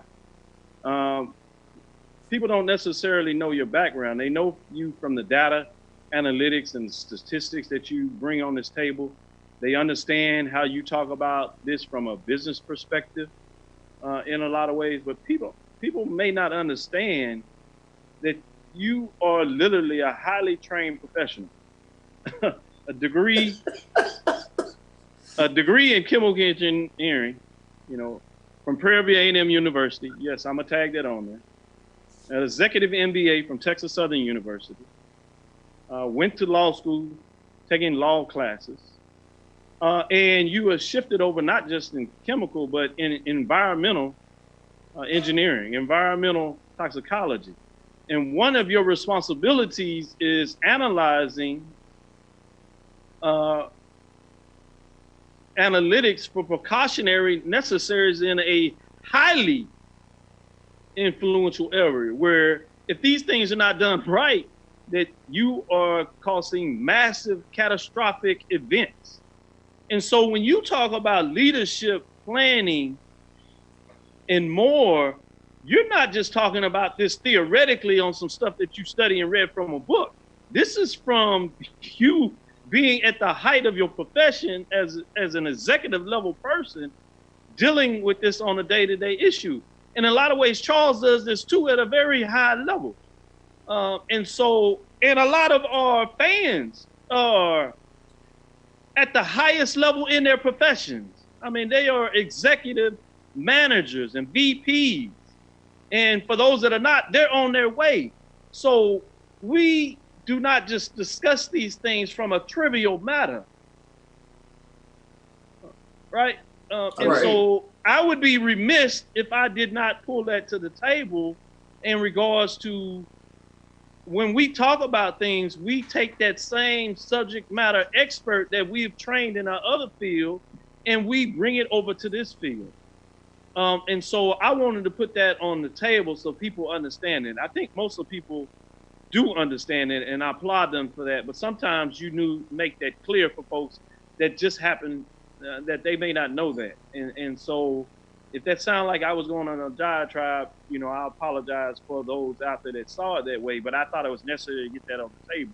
And I know, Charles, you wanted to jump in here and say something, and then we'll move on to some other things, talking about it specifically about the business of how we move forward. But I thought it was important that I got the contextual sight of what you all thought took place with the conference, Southwestern Athletic Conference, and therefore all the other conferences out there that you all really brought to the table in a lot of ways, and talked about the importance of them in many facets leading the way, which HBCUs don't necessarily get the due credit they deserve in doing that. Yeah. And so that's why I wanted to share that context, if you would allow me. Go ahead, Charles, follow up. And that was a point that I really wanted to hone in on in terms of leading the way and looking at the whole uniqueness of attempting to play the fall sports in the spring. I know it's something conceptually we've talked about, but to see a plan in place, I think that was one of the first things I texted you, like, wow, the plan moving forward. And you have an opportunity, if we can get there, we can get beyond where this pandemic might be in 2021. If we can get there, we can do the things necessary to get there. The SWAC could have an opportunity to be playing football without the NFL hovering over their shoulder, without the Power 5 FBS teams hovering over their shoulder. They have a unique opportunity to be front and center stage. So, and that's, again, goes into the kind of the hope, at least, to do the things necessary throughout the rest of the year to stay safe, to mask up, to socially distance, do the CDC guidelines, so that we hopefully can get to a point to where we can see our favorite teams. Absolutely. Absolutely.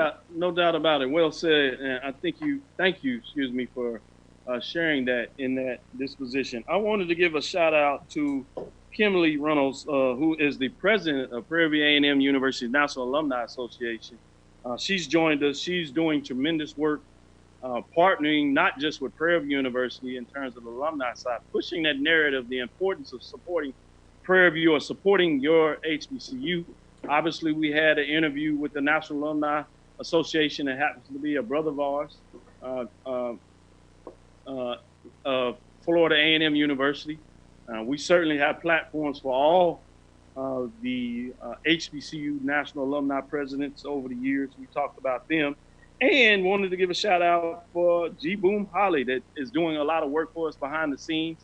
Wanted to thank him. He's jumped on here watching this.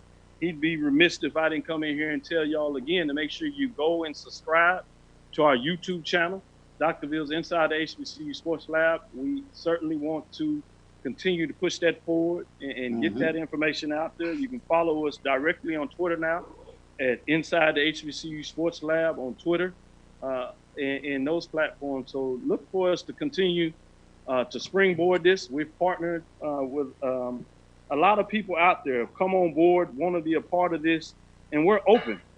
This is an exclusive experience. If you have some partnership that you wanted to bring to the table that you can do, we're working with Cicely Parson, who is connected with Grambling University, a proud alumni, who is doing a lot of work behind the scenes in terms of our scripts and our questions. And she's come into the fold. And so just want to say thank you for all these people, Roy Evans, Malik, the work that he's doing. And so continue. I want you to understand that this is becoming a production in regards to what we're doing to produce HBCU content unlike anyone else. And the fact that we're taking it so serious is not something that we can do alone. This is part of the team. And the way that you can be on part of this team is to make sure you follow us, make sure you like us, make sure you share this information as many platforms. Make sure you subscribe on YouTube. Again, as we said, like us on Twitter, Instagram, and Facebook. For me, that's Dr. Kenyatta Cavill, DrKenyatta Again, that's DrKenyatta on Facebook, Instagram. You can follow me in terms of YouTube and Twitter. That's Dr. Ville Inside the HBCU Sports Lab.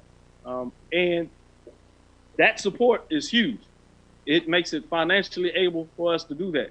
So for those that can't directly help us financially, which we would love, but being able to get our numbers up helps us as well as we shop the marketplace and making sure that we can provide you great content and provide it to you in a very clear and concise and professional manner. So I'd be remiss if I didn't share that. Let's move on as we continue to look at the business side of what's taking place here.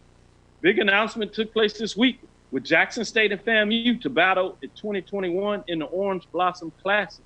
Yes. It's set for Labor Day weekend. I'm going to go to Charles first, obviously, with Jackson State being connected with that. And the fact that you had an interview with VP of Athletics, Ashley Robinson. I'm sure some of that information came up so people can go take a deeper dive and follow you on that interview and hear what took place there. But if you would share a little bit about the context. This is at the Hard Rock Stadium, if you would. It is my understanding that this will be a conference matchup. So it'll be one of the conference matchups to kick off the season as FAMU becomes in the fold. I think that is so fascinating to see this, which means more than likely that will be a divisional matchup. There is some question whether Jackson State could be one of the teams that goes to the Western Division. But if they stay in the East, it's obvious that FAMU and Bethune-Cookman will be in the East. So if Jackson happens to stay in the East, not only is it a conference matchup, but this game will be similar in a lot of ways to the Labor Day Classic. Labor Day Classic, right. Texas Southern and Prairie View kicking off the season with a divisional game on the line, which makes it fascinating in a way. JSU leads the series 10-7-2 and has won the previous two games of the series that just took place the last 2 years. The last one in Tallahassee. Both games came down to the wires. Heartbreaking. We have Roy in the background saying that he's ready to strike again because it didn't work out the way that they wanted. So some blood are boiling in a lot of ways. The team last met in 2018 with Jackson State clipping the Rattlers in a 18-16 win in Tallahassee, which is fascinating in a lot of ways. Charles, what are your thoughts on this game, matchup, everything? You know, you bring it to the table. Sure. I mean, there's tremendous excitement within the Jackson State fan base in terms of starting the season off in Miami, playing Florida A&M. And I know a lot of people talk about Florida A&M Southern matchup, but this Jackson State Florida A&M matchup is one that has taken on even more significance. And to start off the season, Orange Blossom Classic against Florida A&M, everybody's really looking forward to it. And I tell you what, I had the great opportunity to talk to the 1962 MVP of the Orange Blossom Classic, Roy Curry, and I'm sure he's just as excited about getting an opportunity to see this Florida A&M Rattler team again. So I'm really looking forward to it. I think a lot of us are just really looking forward to getting to 2021 and hopefully seeing this game take place. It's going to be an exciting one, and I know Roy is very familiar. We've had our way with the Rattlers over the past 2 games there. Here we go. Here we go. Come down. They come Here down. We go. The final wire, if you will. So looking forward to seeing Coach Willie Shotgun Simmons again. Hi, Coach. Shots fired. Shots fired. That's how you deliver the news a little bit. You put some shots fired on it. Mike, contextually, outside of it, as I kind of alluded, that this could be a divisional matchup. And you're obviously very familiar with how this works on the West Division with the Labor Day Classic in terms of Texas Southern University and Prairie View. What are your thoughts about this Labor Day weekend game with FAMU and Jackson State to kick off things with FAMU and Bethune-Cookman being full members of the Southwestern Athletic Conference?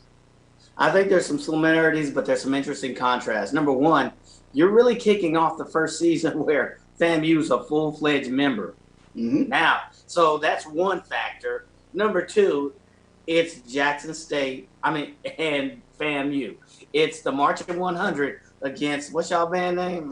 I know you didn't do that. I know you didn't know what the band name was.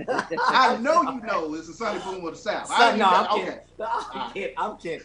So I did it, Roy. I got that one. Roy asked me to do that for him. I see you, Roy. But anyway, so you have hype, you have Miami, and now you have the Battle of the Bands. You're going to prop and market that. It brings a higher draw, dare I say, than the Prairie View TSU game. Although, you're going to have this COVID factor, then you'll have a spring season, and then you start fresh. And I think all of them, to be honest, all of the Labor Day Classics may have some degree of, higher, thrust in their appeal, at least initially, because, we survived COVID. Yes, we had a modified season in the spring, but now we're starting out. Now we got FAMU. Now we got Bethune in the season. And then this means a lot, not only from a historical perspective, but from a monetary and from a fan perspective. You have the opportunity to draw not only hardcore fans, but the novice fans as well to Miami. And I've always said that. I always talk to Dr. Bill. Now you can draw the novice fans, those folks who are corporate folks who wear the FAMU Rattler on the chest to work, to the corporate meetings, but now they want to go to Miami. So I think there's a lot of opportunity in this game as well to really kickstart this new SWAC off. And Dr. Cavill, you saw firsthand last year, SWAC MEAC Challenge, Jackson State fan base, and we getting the RVs, baby. We'll be there. Oh yeah. Y'all are y'all gonna tailgate in Miami? Why not? Yeah. Don't be surprised. They'll go to Miami and then they'll take 2 or 3 more days and find a way. They'll be over there in the Bahamas. So you gotta watch out for that. I might catch them over there. Just to let you know. I know. I'll come out of Houston and be like, no problem. I'll catch you on the back end. When y'all go to Bahamas, I'll be there. Talking about, hey Charles, how's it going? bring barbecue pits, golf clubs, whatever. That's right. We'll travel. Want to give a shout out before we transition to the next segment and get into some more talk. I want to give a shout out to some other folks that come on board and are checking us out. John Cobb, Christian Williams, Michael Road Dog Reed jumping in here, Charlotte McGinnis, cracking up. Mike, come on, Mike. Wendy Jenkins. Shout out to my sister. Just come back from Germany. Shout out to my sister. No doubt about it. Chuck Hunt says all these great minds are expressing themselves laughing loud. Yeah, you know we're going to get it all in there. Legendary Hall of Famer Ralph Cooper is putting us, getting us done in the background, making sure that all things work. So just wanted to make sure we gave a little love for that. Dr. Keno Miller, a professor of Florida A&M University, alumni of the university. FAMU University, did his doctorate at Indiana University, just sitting out here giving me a text on some things, getting it together. So wanted to talk about that. I wanted to shift a little bit and look at what were your thoughts in terms of Carolina Panthers. The executive of the Carolina Panthers, David and his wife, Nicole Tepper, provided $250,000 to students at Johnson C. Smith University. Funds were used to support students who are experiencing financial difficulty caused by COVID-19 pandemic. The funds will benefit as many as 70 returning students who demonstrate need in that area. What are your thoughts in terms of that, Mike? I thought it was a good effort to reach out to Johnson C. Smith. I think it'll mean a lot for the community.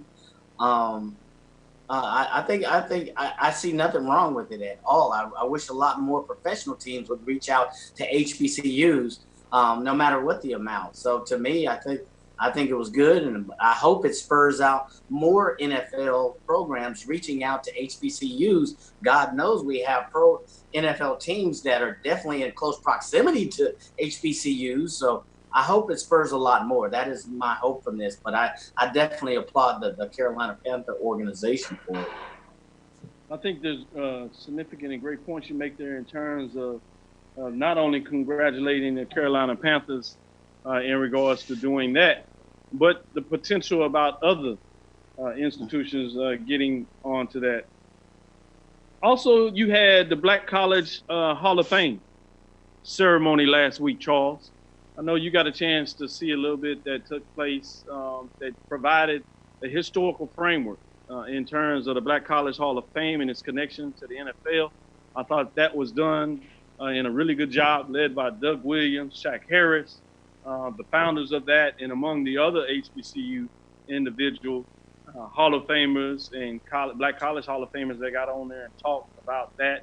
They talked about the partnership with the professional Pro Football Hall of Fame and how that looked in conjunction of them starting in Atlanta with the College Hall of Fame, and the fact that they have the banquet there. Obviously, we heard the news with the cancellation this year's game, which was going to be between Central State University and Howard University, but next year it's between Grambling State and Tennessee State, which is a nice way similar to what we talked about with FAMU and Jackson State.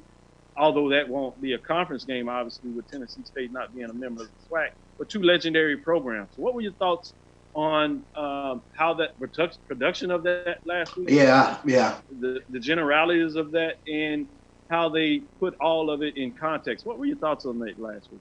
Oh, tremendous job. Very well done in terms of providing that historical backdrop in terms of the partnership, if you will, and the history of HBCU players and the impact that they've made on the NFL.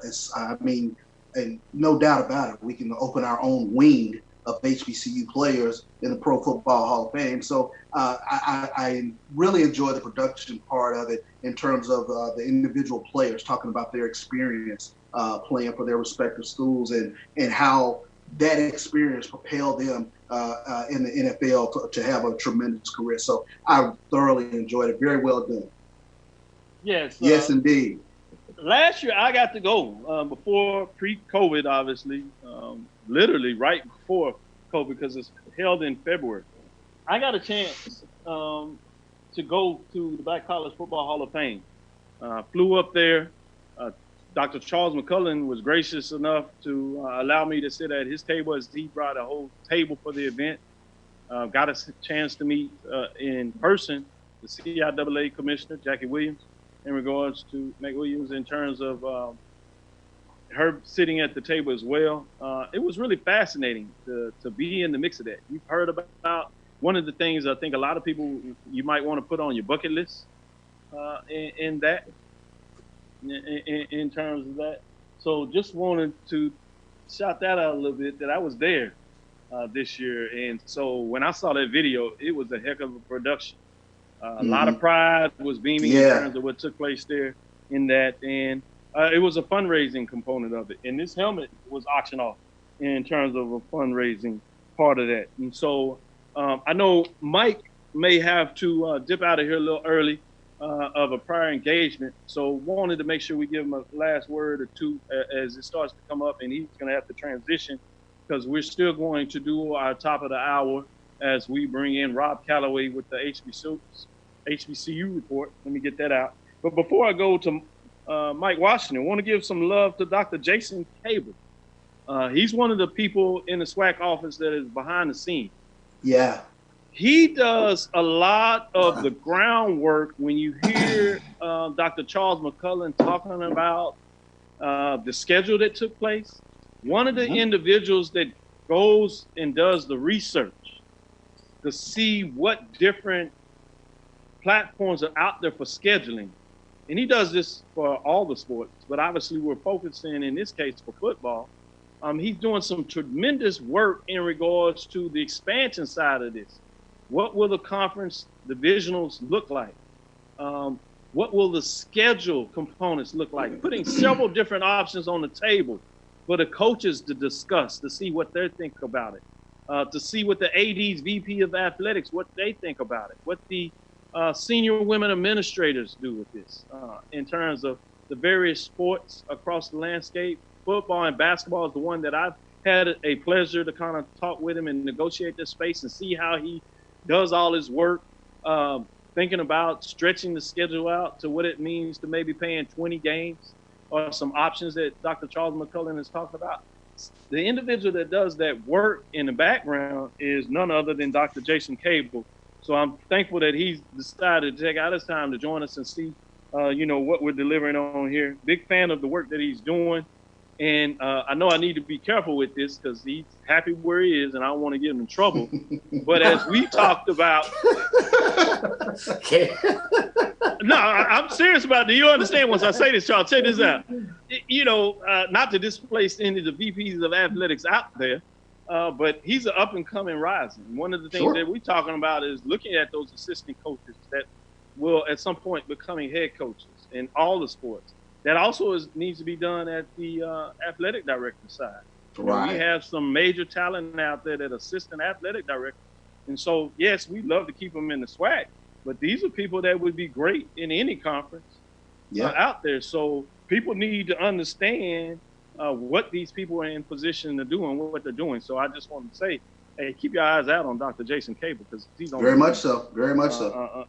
In regards to that. So, that's the kind of work that we talk about doing here is making sure that people understand the deep dive into athletics, the business side. We get to talk to the front level people and they do the work and we make sure that they get their voices out there, but we take a deeper dive and make sure people know those behind the scenes. With that, I want to take a little more deep dive in terms of Roger Kadar. We touched on this a little bit last week, but let's go back into that. And before you have to get out of here or if you're making that move, let me know. Mike, I know that you know a little bit about baseball, but former Southern baseball coach selected by the ABC Hall of Famer, Roger Kadar, has been selected, as you know, in terms of the American Baseball Coaches Association, 14 SWAC championships, 2 Black College National Championships, 13 SWAC Coach of the Year awards, 11 NCAA appearances, 2 NCAA playoff appearances, several NCAA playoff victories. Just got squeezed out to getting a chance to make it into that super regional affair. We haven't seen many HBCUs do that. Jackson State made a run at it a couple of years ago. Prairie View was wide on the heels a couple of years as they pushed the envelope. Texas Southern was right there at one time. Michael Robinson doing a lot of their work, just to name some other ones. But this is all about Roger Kadar right now. The 2021 ABCA Hall of Fame induction ceremony will be held during the 77th Annual ABCA Convention, January 8th, 2021, at the Gaylord Nash in Washington, D.C. Tickets to attend the Hall of Fame banquet will go on sale September 1st. Congratulations to Roger Cater being selected by the ABCA Hall of Fame. Last statement for you, Mike, because I know you are a baseball fan at heart in a lot of ways, as your son played baseball as they crossed over lacrosse and still playing a little bit, as unfortunately in this environment, they almost had to make a choice on that. What are your thoughts about this big news? I know you touched on it last week. Any final statements you want to make? Wow, 900 wins. So, I mean, this man's legacy, 33 seasons, you know, was it 12, 13, 14 SWAC champion? I'm going off the top of my head, but this is a legend. So well-deserved, hats off. I think he took a team and they upset, what was it, CP, a Cal State Fullerton team that was highly ranked. Southern Mississippi team, had them on the hill. He had a lot of upsets in the regional finals. And if you know baseball, he was a stalwart. He knew how to develop and build teams. So hats off. Congratulations. To me personally, I think it's long overdue. So, but hats off to Roger Cador. Yeah, very much so. Definitely tip my cap. Definitely. With my COVID-19 haircut, I tip my. I love it, Mike. I know you have to get out of here, so we'll let you do that. Go ahead, say your final statement. Yeah, I apologize. Thank you again. Hats off, really going back to the SWAC team. I can't talk enough about Dr. McClellan and his team. And the work they've done, the work that goes behind that, crisis management, emergency management, strategic planning, day-to-day decision making. I mean, that's there's corporate people who can't do that. And so hats off to them, but hats off to Gador.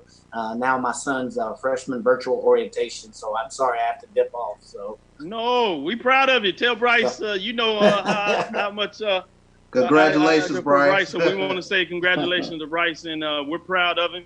Keep doing what he's doing, Godfather and all. I'm proud of Bryce, and so certainly do what you got to do. All right, fellas. Yep. With that, Charles, add into that when you talk about the legend, Coach Cater. I mean, you talking about Coach Cater, we're talking about an icon in SWAC baseball. We talk constantly about the football legends, but you talk about icons like Coach Cater, Coach Bob Brady at Jackson State, who's also a Hall of Famer, Rat McGowan, Wilbur Ellis. I mean, you can just keep going on, and they might not, for a lot of people have the stature of the Eddie Robinson, but they are icons in HBCU baseball. So hats off again to Coach Cater. I know I spent many a weekend watching those Southern teams come to Jackson. I spent weekends going down to Baton Rouge.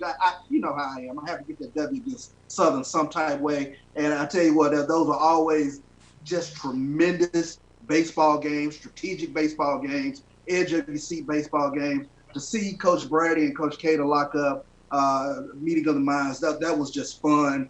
And I thoroughly enjoyed my time watching those Jackson State and Southern games. I tell you what, Coach Cater, he got the best of us quite a few times in a way that I hadn't seen other teams in the SWAC get the best of Coach Brady. Yeah, because at the time, we enjoy SWAC differently now. I mean, baseball in the SWAC has always been significant. But at one time, it was essentially three teams. It was Jackson State, Southern, and Grambling. And you can see that in terms of teams that have won championships. I'd say essentially the three teams. Not that other folks were not playing solid baseball, but in terms of measurement of programs, in terms of championships, you've seen that with Jackson State in so many different ways. That is just amazing to me. Now we enjoy it with multiple teams, with Prairie View, the history of how they rebuilt that program, Texas Southern University. Now you're bringing in solid programs, championship level programs, Bethune-Cookman, FAMU, Alabama State has stepped up. Auburn State got in there and got things going in a lot of ways. You got Arkansas Pine Bluff pushing the the envelope as well as Alabama A&M in some ways. But think about this. He produced several Major League Baseball talents, several of them that played at that level. But in college, he produced Golden Spikes Award winner for the best amateur baseball player in the United States, Precisely. Ricky Weeks, in 2003, that had a long Major League career now. Right. In Milwaukee Brewers, to let you know how talented he was. Obviously, he's part of the Louisiana Sports Hall of Fame in a lot of ways, SWAC Hall of Fame. Just enamored with baseball in so many ways. But the fact that he produced the Golden Spikes Award winner, give me some thoughts on that as well. Well, you're talking about the best collegiate baseball player in the country. The best collegiate baseball player in the country is playing in the Southwestern Athletic Conference. And that goes a long way. And I remember watching Ricky Weeks during that time. He was a Southern, and he was the best baseball player beyond a shadow of a doubt. I tell you what, batted over 400. Oh my goodness, man! You talking about somebody broke your heart? I was like, why y'all just don't walk him? Yeah, I'm standing up. 4 pitches out wide. Let's I don't care if you walk a run in. Just don't pitch to him. And yeah, because it's gonna be 4 runs, 3 runs. Yeah. So that was really fun to watch those Southern teams during that time, especially watching Ricky Weeks up close and personal before he endeavored onto the major leagues. You knew he was going to be something to reckon with once he got to the majors. Yeah. Can you think about SWAC baseball now? Ooh, it's going. Oh man, that part I'm so looking forward to. FAMU, Bethune-Cookman, Alabama State, Jackson State, and we ain't even moved to the West yet. To Southern, Texas Southern. Those are gonna be some fun SWAC baseball tournaments. Oh, no doubt about it. That's gonna be just wild when you talk about what's taking place there in so many different ways. When we just look at what is taking place in the landscape, in a lot of ways, what's going on as we start to get to the top of this hour. How are you looking at the rest of the fall, and what are your thoughts in terms of men's and women's basketball in the winter sports? It's not up next, and quietly people have not dwelled deeply into that, rightfully so, because we're looking at the fall sports, football, cross country, women's soccer, women's volleyball. But the next up, and basketball is unique because it's called the winter sports, because it doesn't start at the very part of the fall, but it falls in a lot of ways. At least many of the non-conference games falls in terms of what we call the fall part of the year, November and December. Conference games don't start until January. We've seen this at the Division II level when they canceled fall. A lot of it was indicative at the Division II level that they pushed probably with basketball starting in January with just conference games. Some way that was legislated with the NCAA Division II from the standpoint that they reduced the number of total games you would play at the Division II level. I think they reduced it by 5 or 6 games in totality. And so that takes place. What do you see taking place at the division level in basketball, as a lot of people are now starting to kind of question that? What are just your general thoughts on whether basketball will ultimately become a casualty because of the trajectory of what we're seeing with COVID-19 at this point? Obviously, we know it will change, but if you had your crystal ball, in a lot of ways, what are you seeing taking place with that?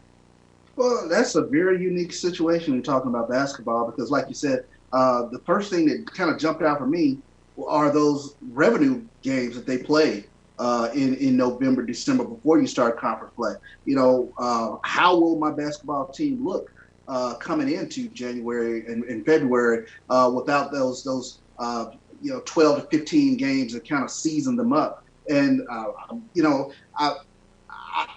would like to think that those teams in some manner will be up to speed, hopefully by late January, February. But that is a concern of mine in terms of what will my basketball team look like going into February, and what will March Madness actually look like? We're looking at the possibility or the potential of a complete calendar year without basketball, at least getting to March Madness. I agree with you in so many different ways in regards to how you look at basketball. That it's not looking good. In terms of that, particularly for the non-conference. I think there's a chance that you'll probably see conference games being played only starting essentially in January. That it's going to be extremely hard to get the non-conference games in, just on the trajectory that we're seeing, especially when you think about the fact that November and December is when you are hearing that the second wave actually is supposed to start, because it's the start of that cold flu season, if you will. Hopefully by then we will have people starting to understand the importance of social distancing, wearing masks. We'll have some type of plan in place in terms of what's going to go through with K through 12, that people have found out a plan of how to best manage that. You'll see it at the higher educational level, what takes place. We'll see the best practices hopefully taking place there will give us some indication. But in a lot of ways, I think that we'll see that taking place with non-conference basketball being shut down. So do you think conference play will be able to start in January in a lot of ways? And with that fact, are you more optimistic that their likelihood will be SWAC football and fall sports in the spring because people just have a better understanding of what's taking place with COVID-19? I'm at least optimistic, and like I mentioned before, at least the plan gives me some optimism that now that you will have a population that takes COVID-19 a little more serious, and going through the process of missing your favorite teams, maybe it produces more awareness of the things that need to take place. We've been looking at this thing now since March sometime, and trying to figure out, what's it going to look like going forward. Now we're starting to see the cascading effects of basically opening things back up too soon. Hopefully, absence makes the heart grow fonder in terms of what people need to do to see their favorite team. And I'm very optimistic that we can hopefully get to January to where we can see our respective favorite teams. So people, do what you need to do. Mask up, socially distance. If you don't have to be out and about, keep it in or stay in so that you can see your favorite teams come this spring. So were you surprised with your drop? What did you think about your drop there as we start to close up on the show? Rob Calloway is on the move and unable to join us today as he's on the road and taking care of some business. So we're going to start to close out, but I wanted to get your final thoughts as I finally got you a little surprise in there as y'all were talking about me bad, and I couldn't turn off the mic as usual. So what do you think about the drop there, Mr. Well, Bishop? I'm sure being part of the miracles, Smokey Robinson, the miracles, at least one miracle was happy when Smokey mentioned his name back there. So I'm happy at least that we got to drop in. Very appreciative of it. It's great to be part of this team. Like you said, we take it serious in terms of talking about our HBCU sports and talking about the business of HBCU sports and talking about like you mentioned, the HBCU diaspora and all that it encompasses. So this is a labor of love, and definitely appreciative of getting the drop out there. So looking forward to a lot more things that we're going to do going into this fall season. Yes, thank you. With that, we'll bring it to the close. I want to remind everybody to follow us on social media platforms. Dr. Kenyatta Cavill, that's Dr. Kenyatta Cavil. Again, that's Dr. Kenyatta Cavil. That's on Twitter, Facebook, and Instagram. Also follow us on Twitter. That's Inside the HBCU Sports Lab 1. Inside the HBCU Sports Lab 1 on Twitter. You can follow us on Facebook at Dr. Cavill's Inside the HBCU Sports Lab. Follow us on BCSN. You can get the app now. Go and check for the app. Download the app in terms of BCSN. And so you can follow us as you on the road like Rob Calloway. You can still catch us right there live on the app as we continue to produce it and get you all this great information about the HBCU sports culture, the sporting HBCU diaspora, as I like to say it, the HBCU athletic aesthetics in so many different ways. That'll do it for us. This is Dr. Bill's Inside the HBCU Sports Lab with Mike Washington, Charles Bishop, presented to you by THG Agency. You can contact us directly at www.thg-agency.com. That's www.thgagency.com. I am Dr. Kenyatta Cavill, the Dean of the College of HBCU Sports with Mike Washington, Charles Bishop. As we come to the close, I hope you enjoyed our lecture today, our interview with Dr. Charles McCullen, the SWAC Commissioner, giving you some insight on the ultimate decision that led to the postponement of the fall SWAC sports season and pushing it to the spring 2021 with a plan on how you're going to deliver the football conference schedule. I thought that was fascinating dialogue with some questions. I hope you got a great deal of information that you haven't been able to get anywhere else. Again, we want to thank you for listening to Dr. Bill's Inside the HBCU Sports Lab radio show with Mike Washington, Charles Bishop, every Tuesday right here, 6 to 7 p.m. right here on the live streaming platform, KCOH 1230 a.m. in Houston, Texas, right here on BCSN, Facebook Live, Dr. Bill's Inside the HBCU Sports Lab. Check us out. If you can't catch us, check us on the recorded podcast at Spreaker.com. As we said, check out all the different platforms on how you can get us. Dr. Bill Inside the HBCU Sports Lab. Thank you for your time. We're out with that. We'll talk about, follow me, Dr. Kenyatta Cavill, Twitter, Facebook, Instagram. We are KENYHCAVIL. Dream big and continue to move forward. We will talk with you soon. Course lecture. This is the HBCU Sports Lab radio show with Mike Washington and Charles Bishop.